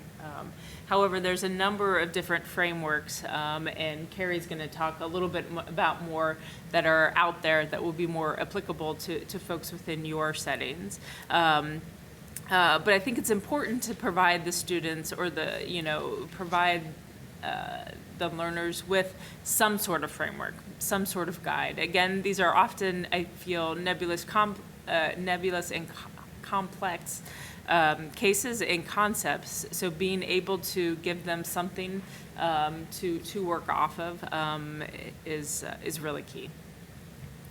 And James talked about the R specific, and Kerry's going to talk about some more general. So we're all familiar with the four principles of autonomy, beneficence, non-maleficence, and justice. And so when we're working in an ethics course or ethics is part of whatever curriculum or course that you're designing, these are definitely the four key words that we're always discussing. But when you ask a learner to analyze a case, or maybe there's a patient in front of them, sometimes just these four words and applying that doesn't get them to the solution or an answer or be enough of a tool for them to kind of approach it. So there are several approaches out there. This one may be familiar to folks. This is a common tool that's the 4-box method. I find that this is helpful for individual patients in your clinical medical ethics. So if you're in the emergency room and you have a specific patient that is complicated and there's a lot of factors going on and you're discussing it as a team or with your residents or with your students, this tool can be pretty helpful. It's a busy table, so I'm just going to kind of walk you through it if you're not familiar with this one as much. But it's a way to have a conversation. This isn't going to be like a magic 8-ball and like the answer is going to come up as to what you do, but it's a way to compartmentalize and analyze the different elements that are going on. So there's medical indications, and that is really provider driven. So that your physician, this is a lot of your input, right? And this applies to beneficence and non-maleficence. This is your professional code. This is your duty to your patient. And you've made a diagnosis, or you have an idea of a diagnosis or a direction of a workup. You're establishing, the type of problem and what types of treatments are possible, and there might be multiple treatments, and you may have a preference, and that's where this all sort of plays out. So the physician is driving this a lot because the patient doesn't necessarily know they came to you for help, and then the patient's preferences, respect for autonomy is very significant there, but also beneficence and non-maleficence, and learning about them, what their goals are, what their life is like. Do they have capacity? Is there surrogates that are involved? Maybe it's a child and parental authority comes into play. So the patient's preferences and their world and realm and their autonomy are factors that are brought up when there's an ethical challenge. Then the flow generally does sort of go the upper above the line and then move down to below the line. And then quality of life is maybe the intersection between this diagnosis, treatment plan, and their preferences, and what their ultimate bigger picture goals are for their life and wellness, and what their values are. And it's very important for the medical team to recognize, this is where this may come out, biases that we all have, right? We have values, and sometimes we think that's everybody's value. But you may learn from the patients or their family that their values are different, and so that's very important to acknowledge as you're making decisions. And then contextual features, and this was a big thing in COVID, not having the resources, not having the organizational support, not having all of the things that you wish you had, and this could be non-covered benefits by insurance companies. This could be a lot of factors that are outside the physician and what the physician thinks is the best thing to do, and outside of what the patient wants. Formally, and this is justice and fairness, on policy levels or just what we have available right now.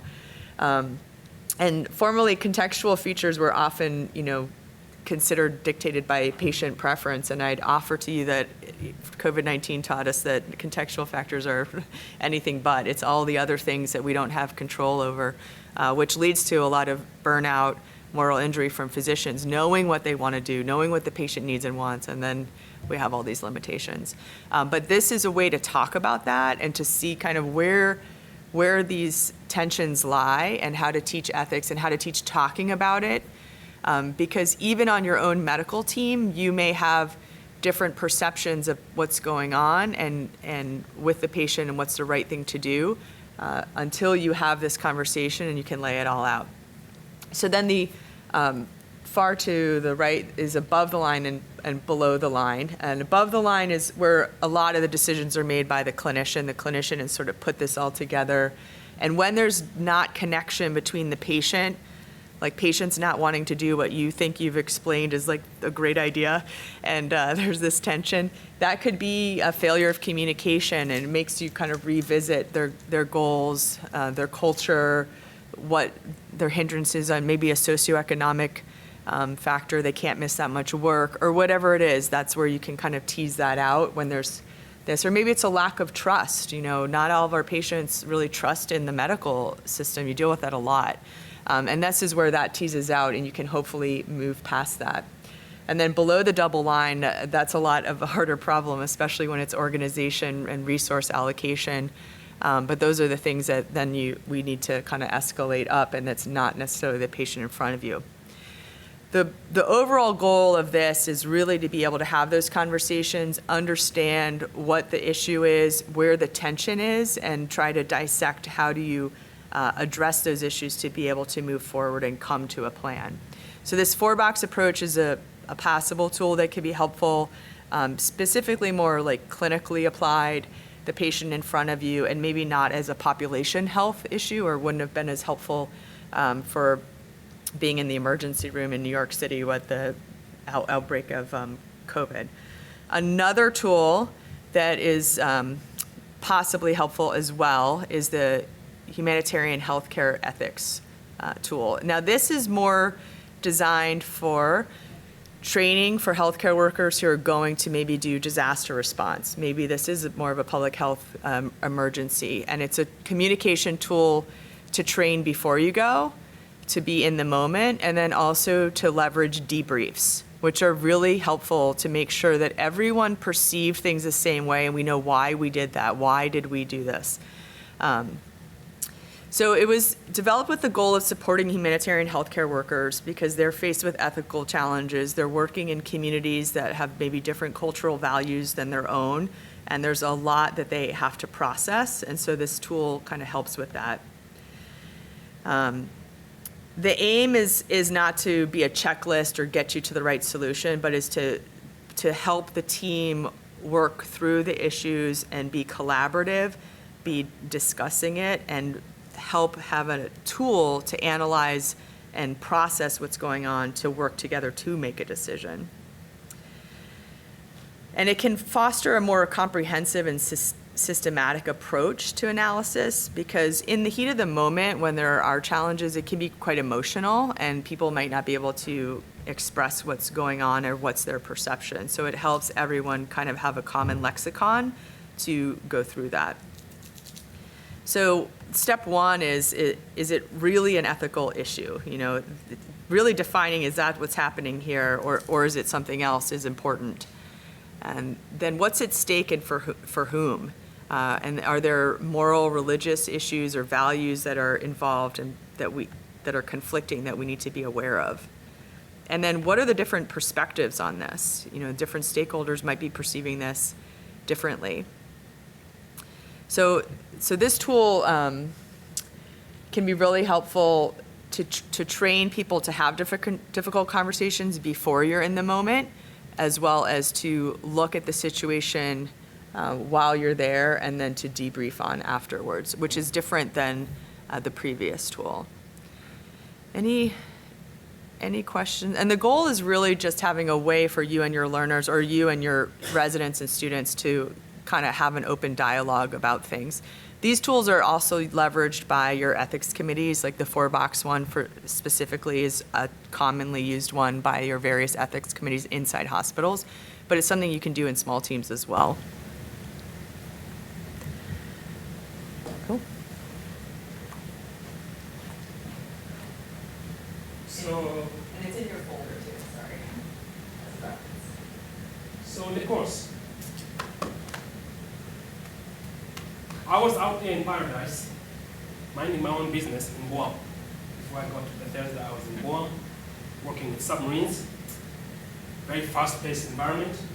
I was getting ready to come to Bethesda. I'm a chaplain.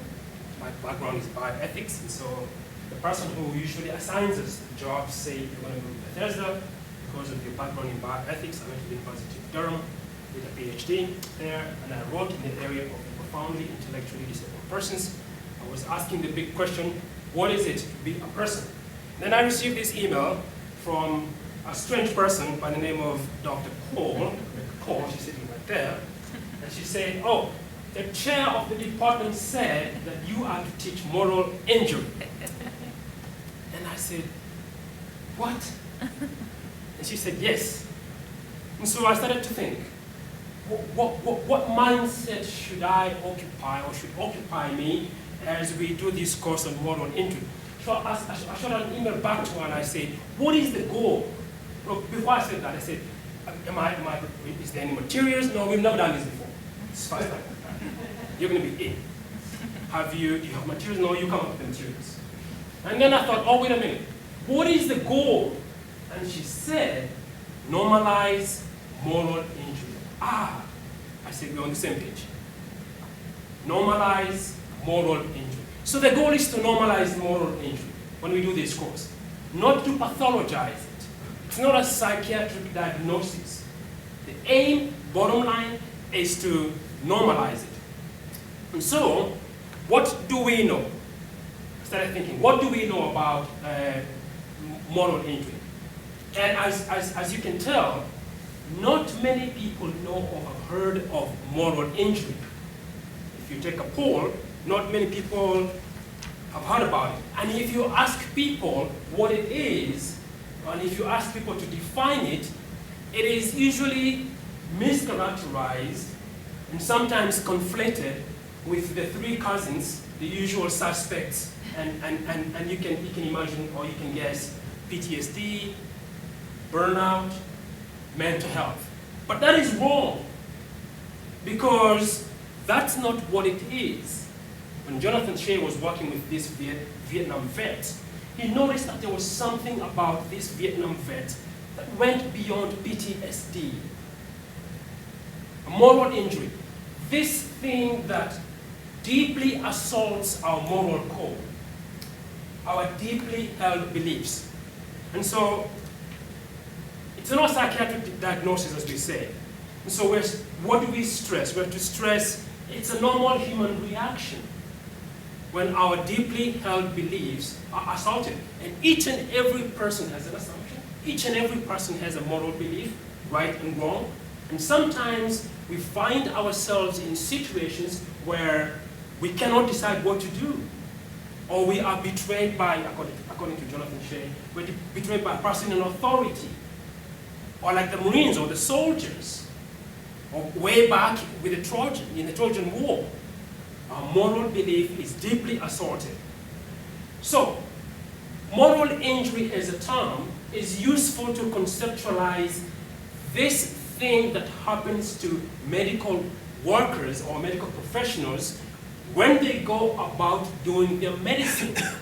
Not only combat vets, but also these people that are working in this particular field, civilians and so forth. What made it even more difficult is because there is no consensus on how to define what moral injury is. I've been reading about moral injury, not so deeply, but then at that point when I received the email, I started to really read about it. No consensus. So we came up with a definition. I called it psycho-spiritual distress. And why so? Because, and the question is it only a chaplain in your department, in your hospital that can teach this? No. But why is it suitable for a chaplain to do so? Or another person who is not perhaps in the medical field or doing science? I think, I stand to be corrected, is because of the reductive nature of medicine. And so when we teach this, we need to be careful to normalize it, humanize it, because this is a normal reaction of human beings when they find themselves in this situation where their deeply held belief has been assaulted. Any questions?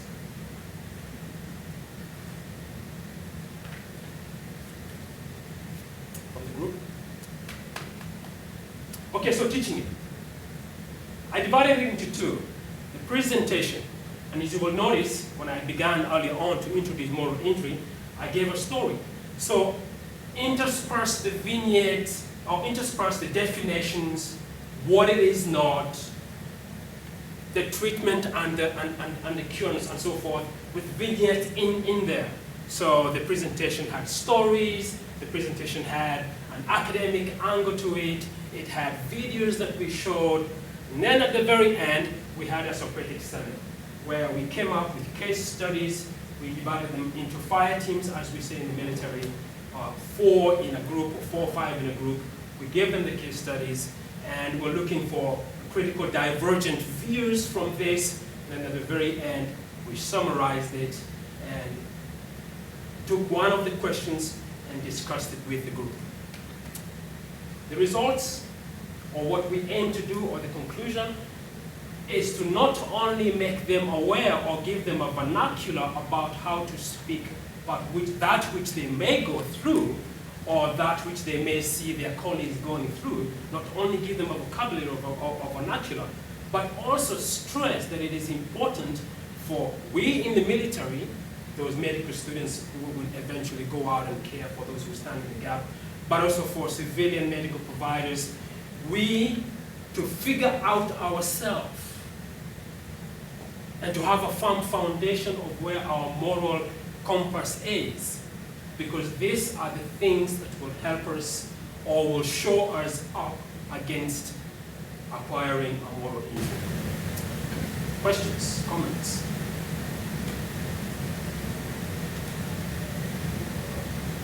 Once again, normalize it, don't pathologize it. So one thing that I think Tony brought up that I don't know if you talked about is he talked about the size of the groups. Right? So in all of this, when we did any kind of small group teaching, it was typically 4 students or less, 4 to 3 students. We found that if you go much above that, students can hide. Right? Students can be part of it and just kind of sit in the background. So about 4 is the right number to make sure you get that engaged with the material that you're working on. You don't want students to hide. Don't do them like that. Some of the stories in the vignettes that Tony used that I thought were very powerful, he had a number of videos interspersed throughout. A couple of examples that I remember happened to be a little more military-centric at the time, but it was a very nice piece on a junior medic who is aboard the Comfort, who's taking care of injured children from the earthquake. And them wanting to be able to do no more, and knowing at home that they would be doing more, but having to, make that connection with some of these pediatric patients and then watch them leave the ship once they were stabilized, but knowing they were going back to something that was much less than what we're used to at home, and watching how profoundly that impacted them. This was, I think, a service member who happened to be Haitian as well before. That was one of the ones that stood out. But I think having a number of and he had many, many great examples. But I think that was a way of really opening up the discussion for the students. And again, more normal and adding to that ask to normalize it rather than apologize it. I would also say too that with this an absolutely brilliant presentation. I'm so glad I went before it. But military operators, military medical physicians, physicians in general, particularly, but it's almost a badge of honor that you take on more and more and more and more and don't complain. And I think normalizing it to the point of, hey, recognizing that I need to tap out momentarily to recognize that I'm not doing as well as I should be, and I need assistance in getting back to my optimal level, because that will translate to better patient care.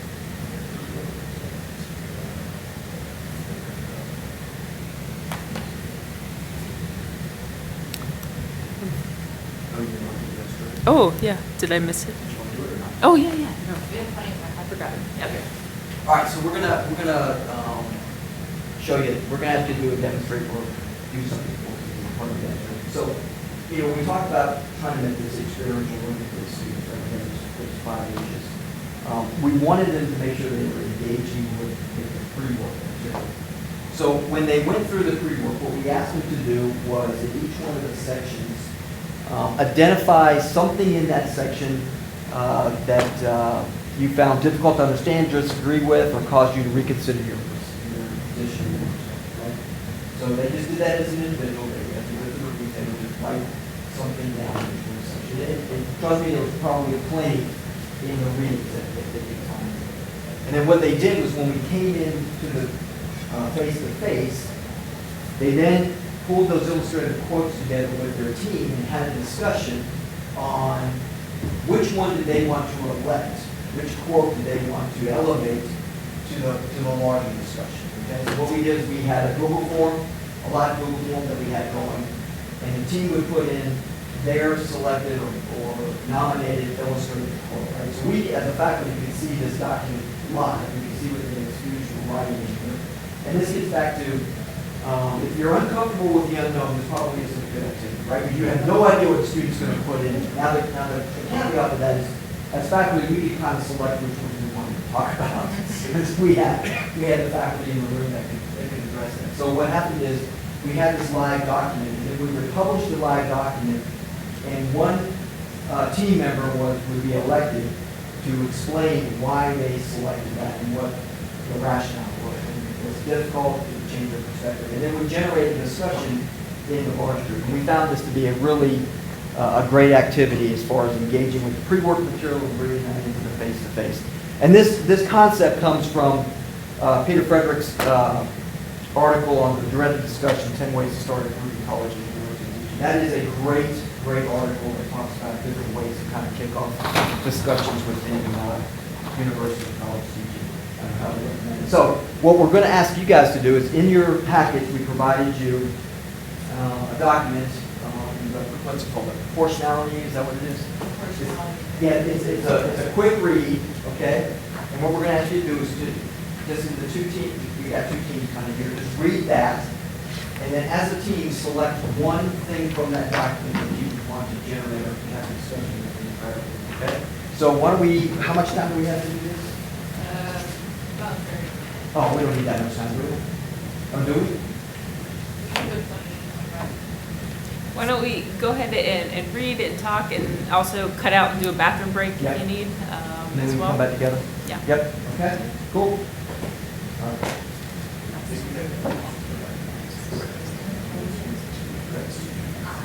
Okay. And we're going to jump back into, okay, so again, just as part of the demonstration. So this, I know you guys found one that you just wanted to discuss, which is totally cool. So I think you guys are the first couple. So one of you, why did you pick this one? What was it that struck you?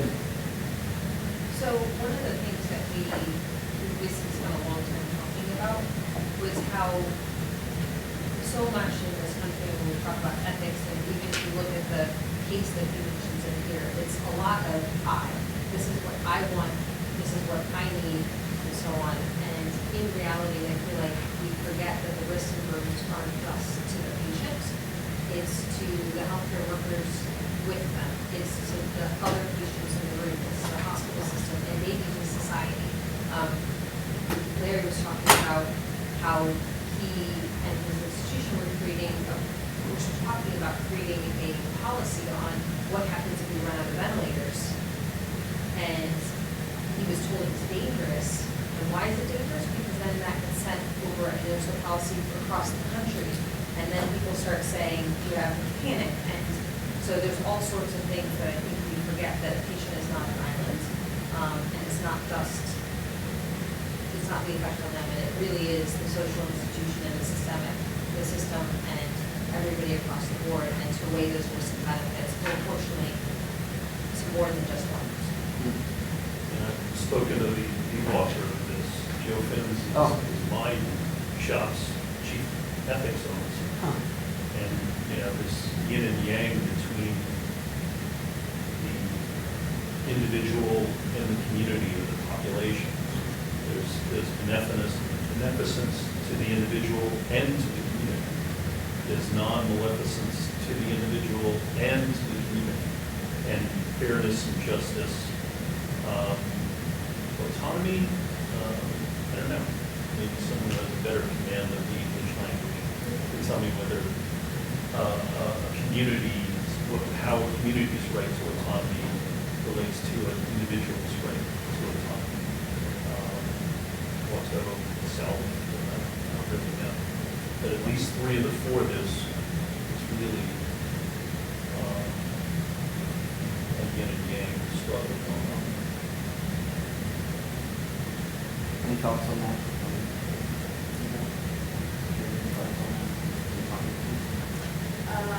I've been pretty impressed with reading how other countries do things too, and being in the United States are very interesting.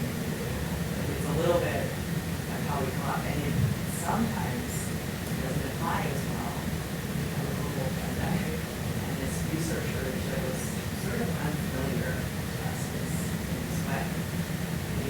Other countries, it's a lot more comfortable for leaders, hospital administrators to set, people over 65 don't get this. People, they just handle it. But this is so uncomfortable for the culture that we have in parents for that patient in front of you who autonomy is them. They won't get it. Like, why can't I have this? Then they're, I'm 98 years old and, it's not going to make it or whatever. So I think that I can see how leadership can be pretty uncomfortable by having policies of what you do if you don't have something to do or pretend that that out there exists.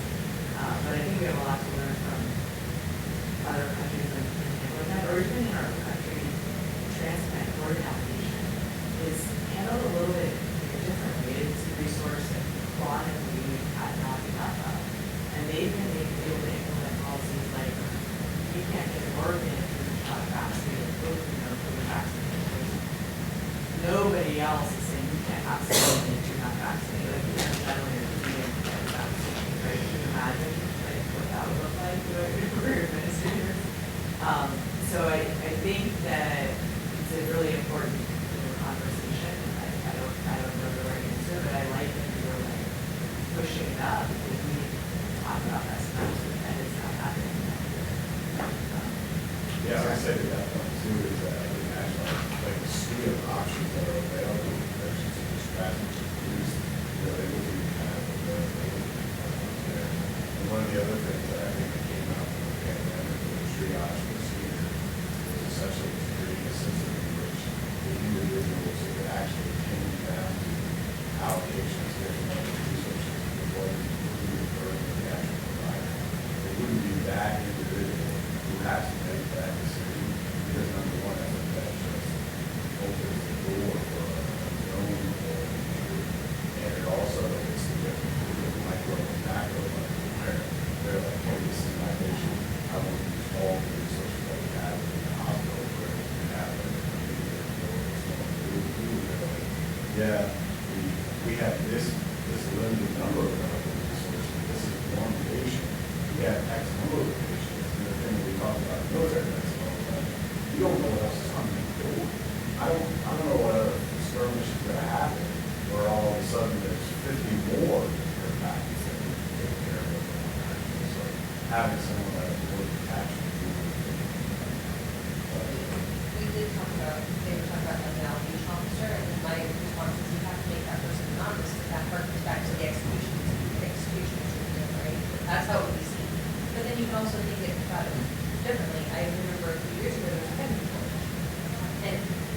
sure you're all familiar, or all of the medical folks are familiar. Ketamine comes in vials of 500 milligrams, and I use up to 25 on it, right? And that's a great medicine. So our pharmacy actually took to taking those multi-use vials and actually making it a multi-use vial and dividing it up into syringes of like 100 milligrams. So I could actually use it on kids and use it for more than one rather than wasting a whole vial after one kid.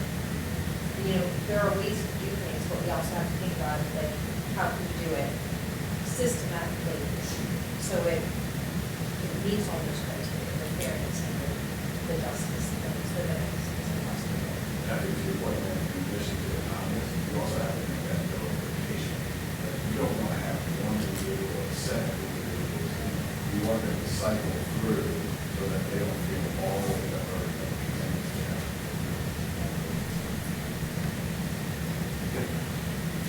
All right, perfect. All right. How about you guys? You guys were the second quote, right? So someone from your group, why did you select that one? What was it about it that caused you to elevate that quote? Anybody? Bueller? So I think that the hero archetype during COVID was really transiently useful, and then I think actually pretty injurious to everyone involved. It's something that I know bothered a lot of us, and I don't think I'm alone in speaking to that. There was like an isolated time where it was awesome, and like you totally needed it. But after a while, you started to realize that being put on some kind of like fake pedestal as a hero was really more a byproduct of a pretty systemic and troubling set of failures by the, not necessarily the hospital system in which you were working, but by the healthcare system generally, right? We aren't set up to perform ad hoc rationing, like you were saying, on the ground. Bioethics, I think, is a way to, is an instrument through which that sort of struggle can be obviated. And I think it's one of the things that really legitimizes our field, the thing that we don't talk about enough.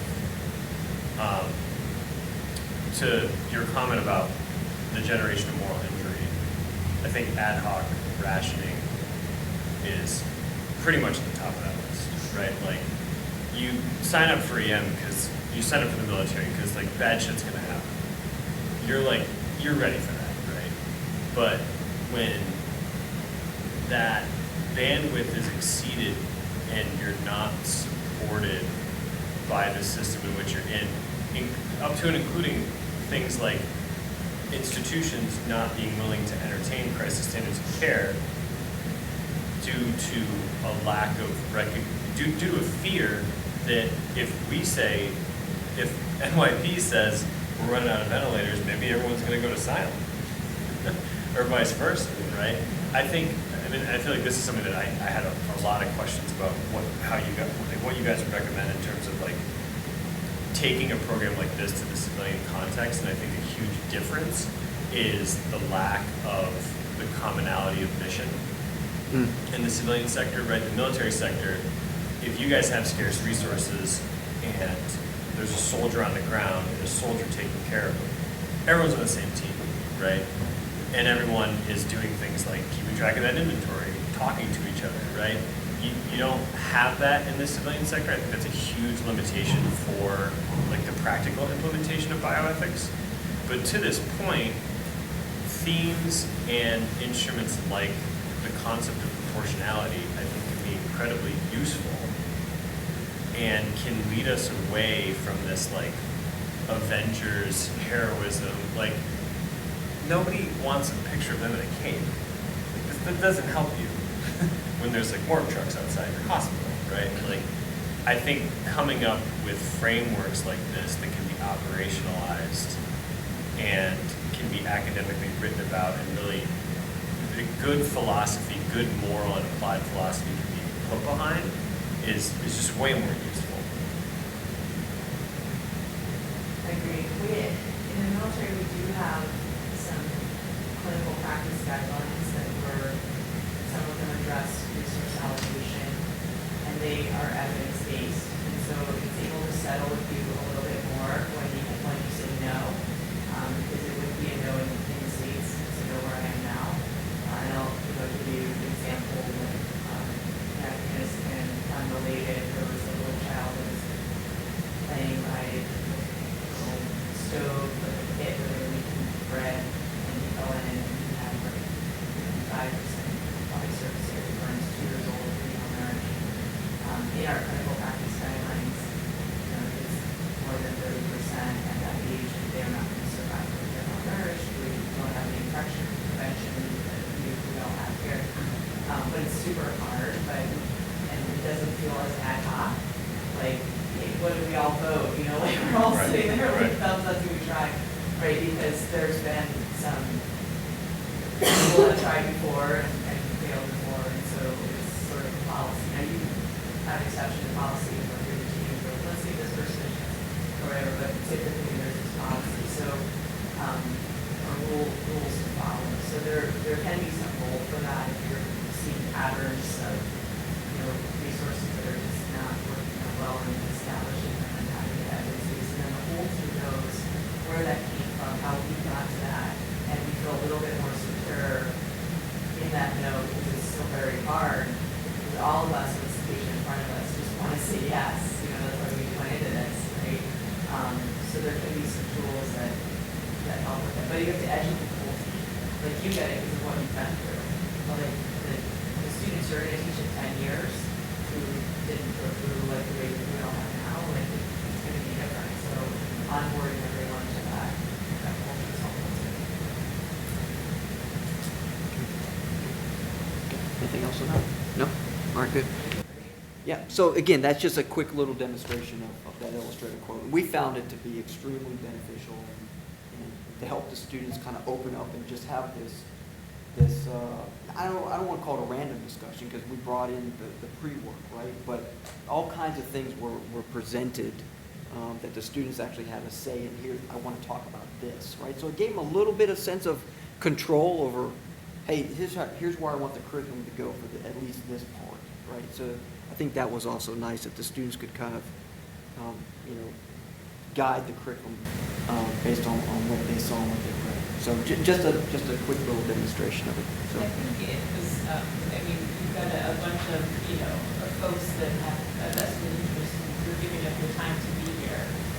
But we had 80-some students who were forced to be there, and unlike the crickets, it was really impressive to watch. They not only put forth thoughtful books, but someone would bring it up, and there would be a discussion. It would be 4 or 5 students sort of chiming in and really taking their own individual perspectives, but bringing them in. And we had, again, with the different perspective students who had some prior service, students who didn't.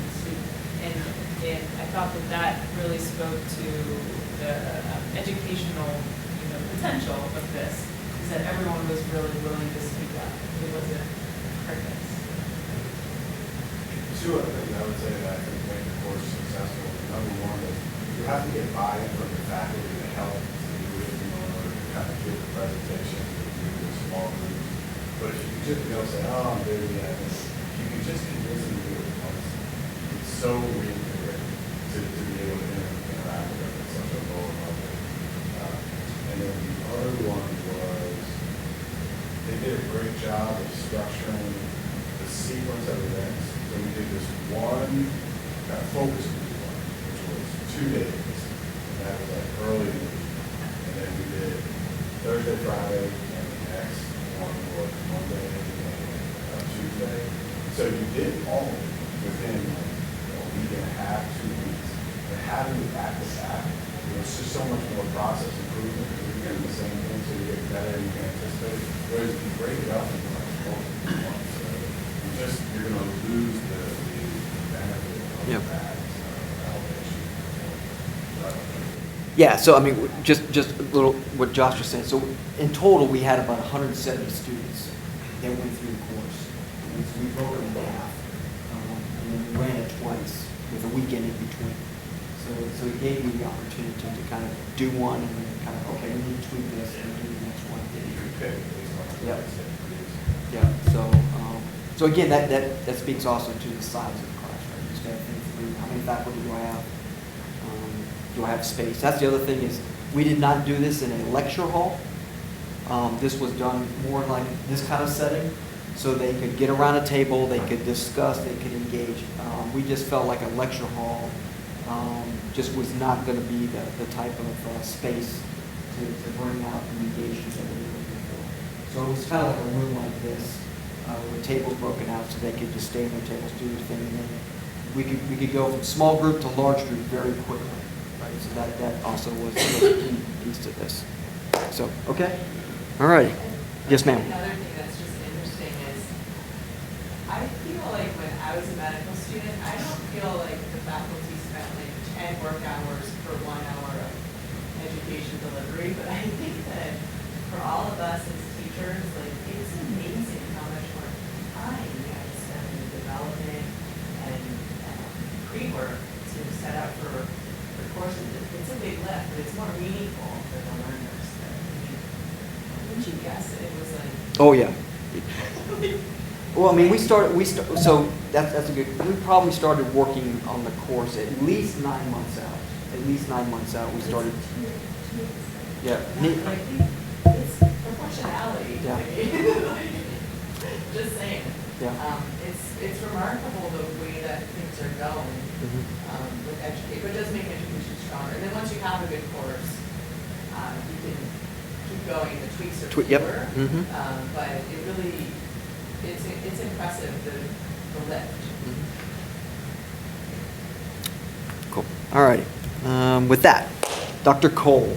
Okay, now on to the more exciting aspect of program evaluation. So we thought it was really important to figure out if we had met our objectives. So we took a survey from a professional literature, and we contacted the authors, and they said that we could use it. So we tweaked it a little bit based on our student population.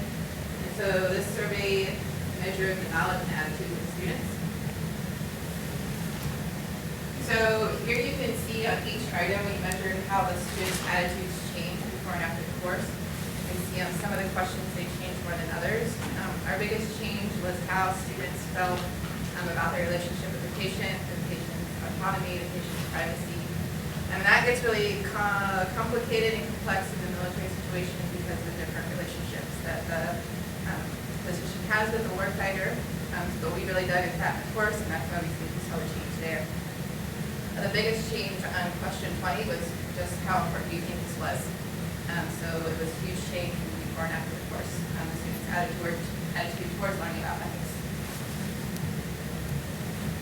Yes?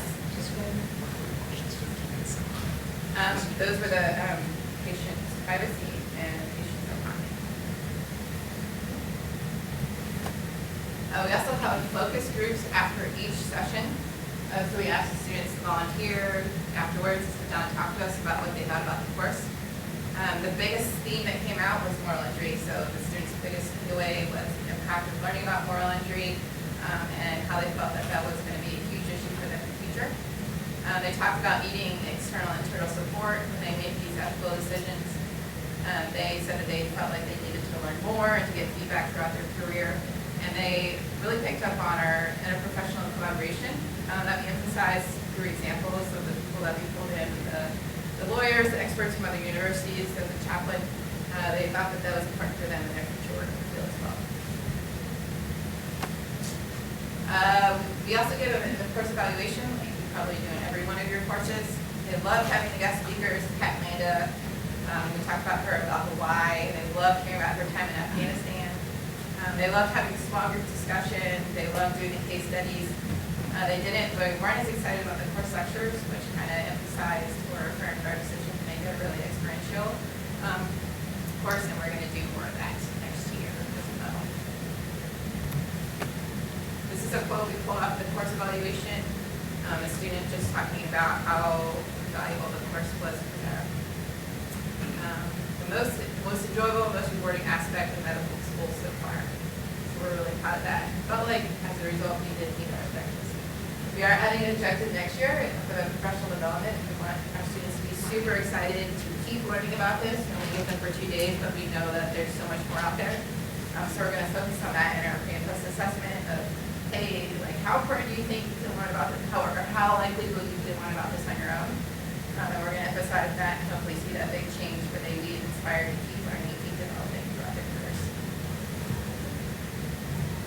I think before we get to the lessons learned, I think one of the high points with, and this I'm sure comes to as no surprise to you guys as educators, but really having that data about how effective and the change, if nothing else, the perceived change, from that the learners are able to convey, really helps justify the time within the curriculum to our stakeholders. This was time, this was effort, this was, we're asking to grow this course over time longitudinally. And this year, it was so successful, we were able to demonstrate the effect that it had on the students that, the dean's office is paying for external speakers coming to even add more experience to include, because again, our little niche would include some very senior folks within the British military who this is their area of expertise. So I think, you guys definitely, you live it even more than we do in the world of having to justify your existence, justify your curriculum time, justify your faculty time. And so really intentionally looking for data, whether that's qualitative or quantitative, that shows that return on investment, has been powerful for us to make some arguments and get some gains. And so I would encourage you to be very thoughtful about your ability to do that. It was super easy for us too. We just put a QR code on the screen and have the students first day come in and scan with their thumbs. Boom, we had the pre-data, and then at the end, same thing, put on the screen, and then it went straight to us. So it didn't take that much time or effort or energy, but it gave us a lot to do as far as impact work. And we did have a problem getting, I'm QR sorry. code, you had the wisdom not to reinvent the wheel. And go and find a functional survey that someone else had used. Yeah, we did the same thing this year for the survey that we're using. We're using one that's already been validated, tweaked it just a little bit, yeah. And then the other piece is we did not have a hard time finding volunteers that were willing to talk in the focus groups. That was another big one. One thing you want to do if you write this up as a paper, that tweaking process, it should be in your method section. We started with this instrument, we tweaked it this way, we reevaluated, demonstrate the iterative process to go from the original to what you used, because editors are very anti-survey, so you have to show them you really thought that. Okay. Are you gonna make me do it? Okay, you're gonna make me do it. All right, so, so lesson learned, real quick. I think we've talked about some of this stuff, is that protected time, right? Thinking about where to place it in the curriculum, what makes sense, and then giving the students the opportunity to engage with the material, whether that's pre-work or in person, right? I think that's one of the big, huge successful things is we gave plenty of time before to engage with the pre-work, and then those 2 days, that's all they did. They were with us working through this. And I can tell you, through a lot of the focus groups and the surveys, the students were extremely appreciative of that. They knew that they saw that the importance of it, and being able to just focus on this and not have to worry about any other curriculum going on was a big deal. The interdisciplinary team, we've talked over and over about this. Can't stress that enough, how important it is to have different perspectives in the room, not only helping to create the curriculum, but also to present the curriculum, to deliver the curriculum. Students are appreciative of having those different perspectives in the room to help bank. That's scaffolding. Hopefully you've seen that through the student guides that we developed in the frameworks. It's some pretty dense material for those who have engaged with some of this stuff. And think about it from a first-year medical student who maybe has a degree in economics, right, or whatever, gets accepted to medical school, and probably never had anything like this. Some of that material can be pretty dense. So providing the scaffolding so that they can get through it, engage with it, and that they can get something out of it after the session. The pilot, we've talked a little bit about that. I would recommend highly that if you put something on like this together, it doesn't take a lot of folks. You don't need 30 or 50 You just need a handful of students who are interested in the topic, right? All our guys were volunteers that wanted to do a couple things. One, they were interested in ethics. Two, they also had a sense of giving back to a class that was coming up. Right? They were seniors, and they were interested in providing some feedback and working through a curriculum that would make it better for those classes coming forward. So I think that was also important. We talked about set the why and how important that was, getting that hook. And then we talked about the experiential strategies, looking at those 5 H's and trying to get heads, hands, hearts, home, and you all involved in that learning activity for the students. Okay? Any questions on that? Anything anybody want to add? No? Okay, I'm going to you want to talk this one? Action plan? So we thought we'd be able to give you some time to go through and do some brainstorming. You all came here with, knowing your shop, knowing what you wanted to get out of it. And I think it's nice to be able to go home and have some early thoughts on paper that you can bring forward. And so wanted to give you time to work. We have one suggested template that's kind of a curriculum development template, pretty run-of-the-mill standard, but just to help sort of prompt thinking.